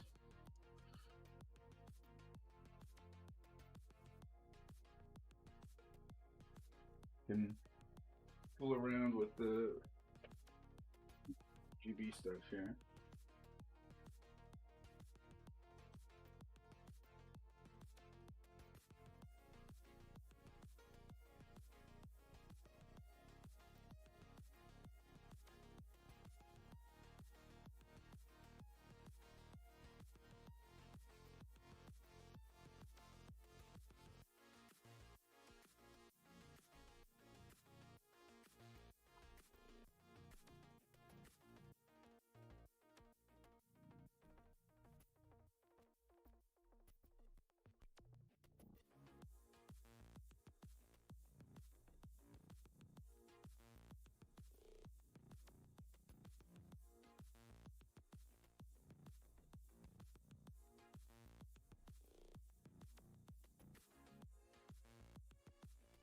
Okay, I could reconnect the RGB to the fan, and I could reconnect the RGB to the Asia Horse controller. Let's retape that. Looks like it's okay right now.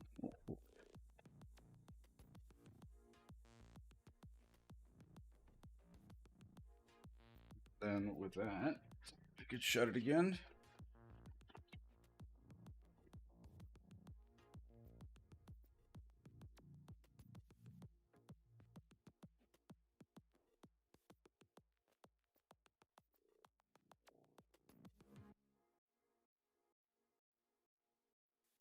Can fire back up. Now, if that header is actually controlling the RGB controller, the Asia Horse one with its connection, I will test that right now. RGB LED. Let's go all red. Yeah, see? I don't like how they do this. Now I wonder if I disconnect the serial ATA power. No, how else would it be getting power?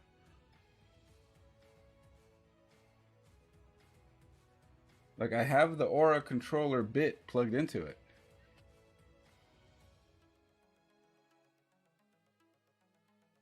And this is kind of why I was not going to put the splitter back in.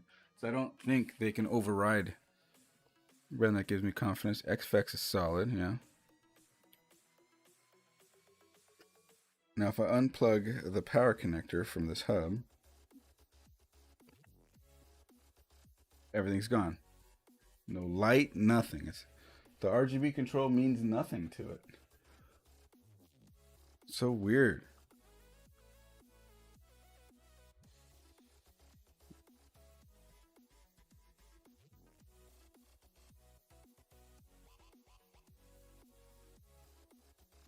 So it seems like I'm just going to leave the splitter in there.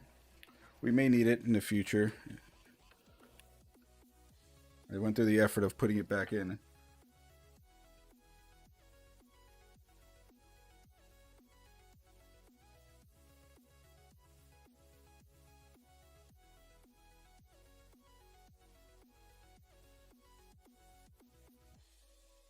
But we'll see if maybe the motherboard can make that work. We're gonna go 0 red. We're gonna go to blue. We're gonna go like 80. No, not quite. We're gonna go 100 on intensity for blue.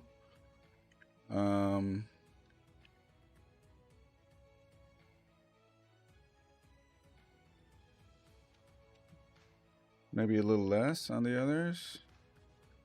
Try to match them.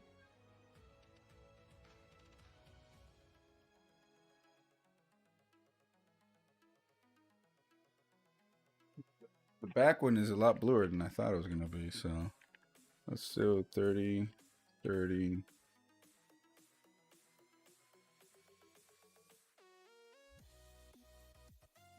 Purple.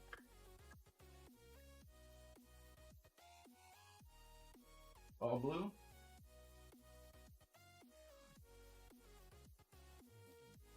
Needs a little more of the others.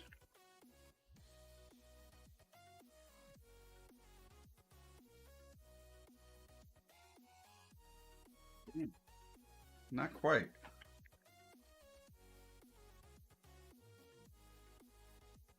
Whatever, close enough. Let's see if loading into Windows and all that, the software can actually do something.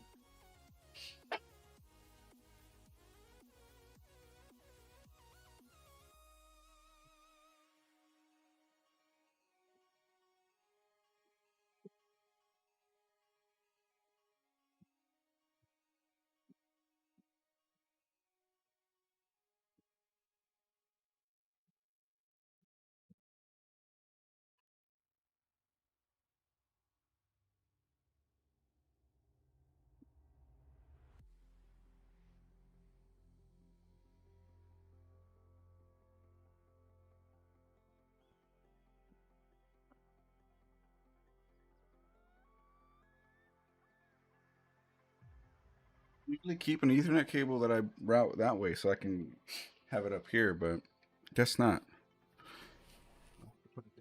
Station.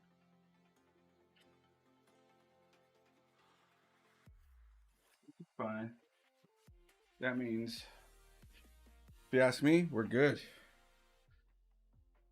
Let's get a picture of it. We're in Windows. You guys can see it right there.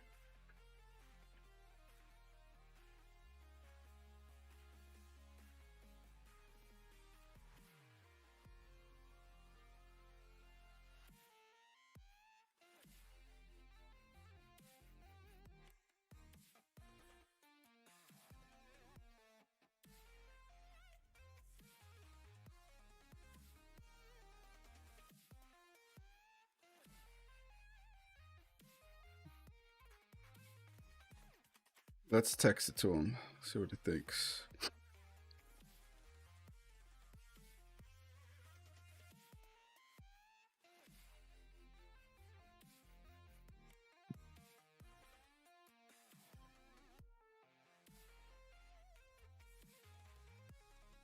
Basically, I gave my killer rig to my son and paid 400 for a new system with the 7600X and 700 XT after a flip. Landco 216 double take 3 put it. Nice, nice.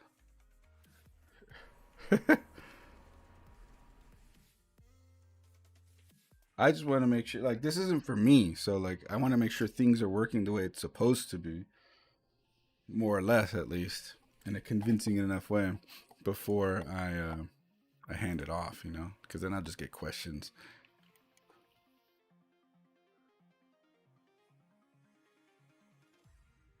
All right. That will make its way back to my test bench down here where I have a KVM and can hook it up, switch back and forth, run it through all my stuff down there. The fan, the RGB on the fan staying on when I turn the computer literally off. It is shut down. I think there's a BIOS setting for that. Let's have another look. Look, that would bother anyone. Let's be honest here.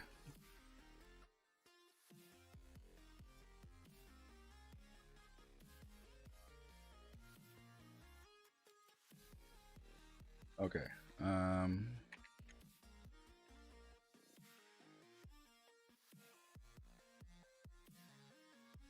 No. Oh, above 4G decoding was and resizable bar was not enabled. That is not good.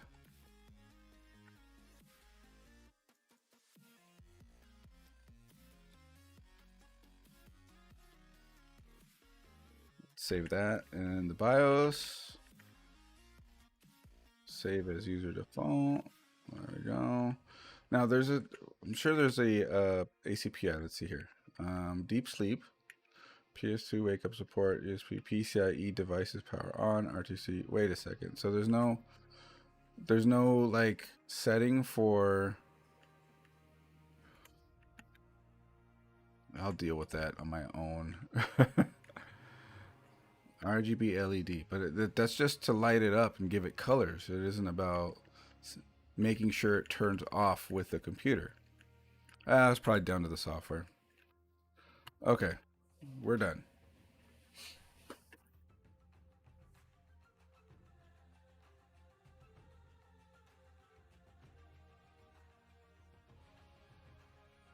That RGB header thing. It was annoying.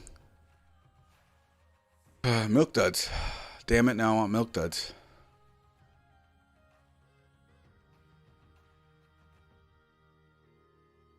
Let's see here. Salmon's still on. Is he doing Monster Hunter? That's cool.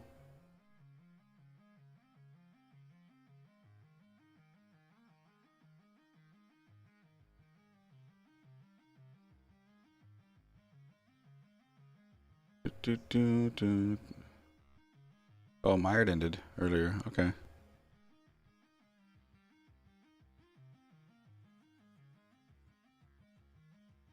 All right. Well, the build was a success. Everything works. Everything works. Thank you guys for hanging out on this build stream. Much appreciated. Robert Singer, Steven Anderson, Dexter, Bourne. Keeping chat alive, hanging out while I build and troubleshoot and all sorts of stuff, and making me plug in the splitter again. How as annoying as that was. That boy Chewy stopping in. Robert Fix It. We had Spittlebug in the house. It's good times. It looks really good also. Thank you. Cool stream. I take it easy. Right on. For those of you who wants to keep on hanging out with somebody, my brother, who I also built his PC for, put a 5700 X3D in his computer recently as well, and he recently got a 5070. He's live right now, so make sure you go check him out over there. And for those of you that were hanging out today, again, thank you so much. We're always posting videos here and there, shorts, doing streams. It's good to have you all, and hope to see you in the next stream, comments and videos, anything like that. Hey, Dogcoin stopped in too. All right, sending it on over to Zolman.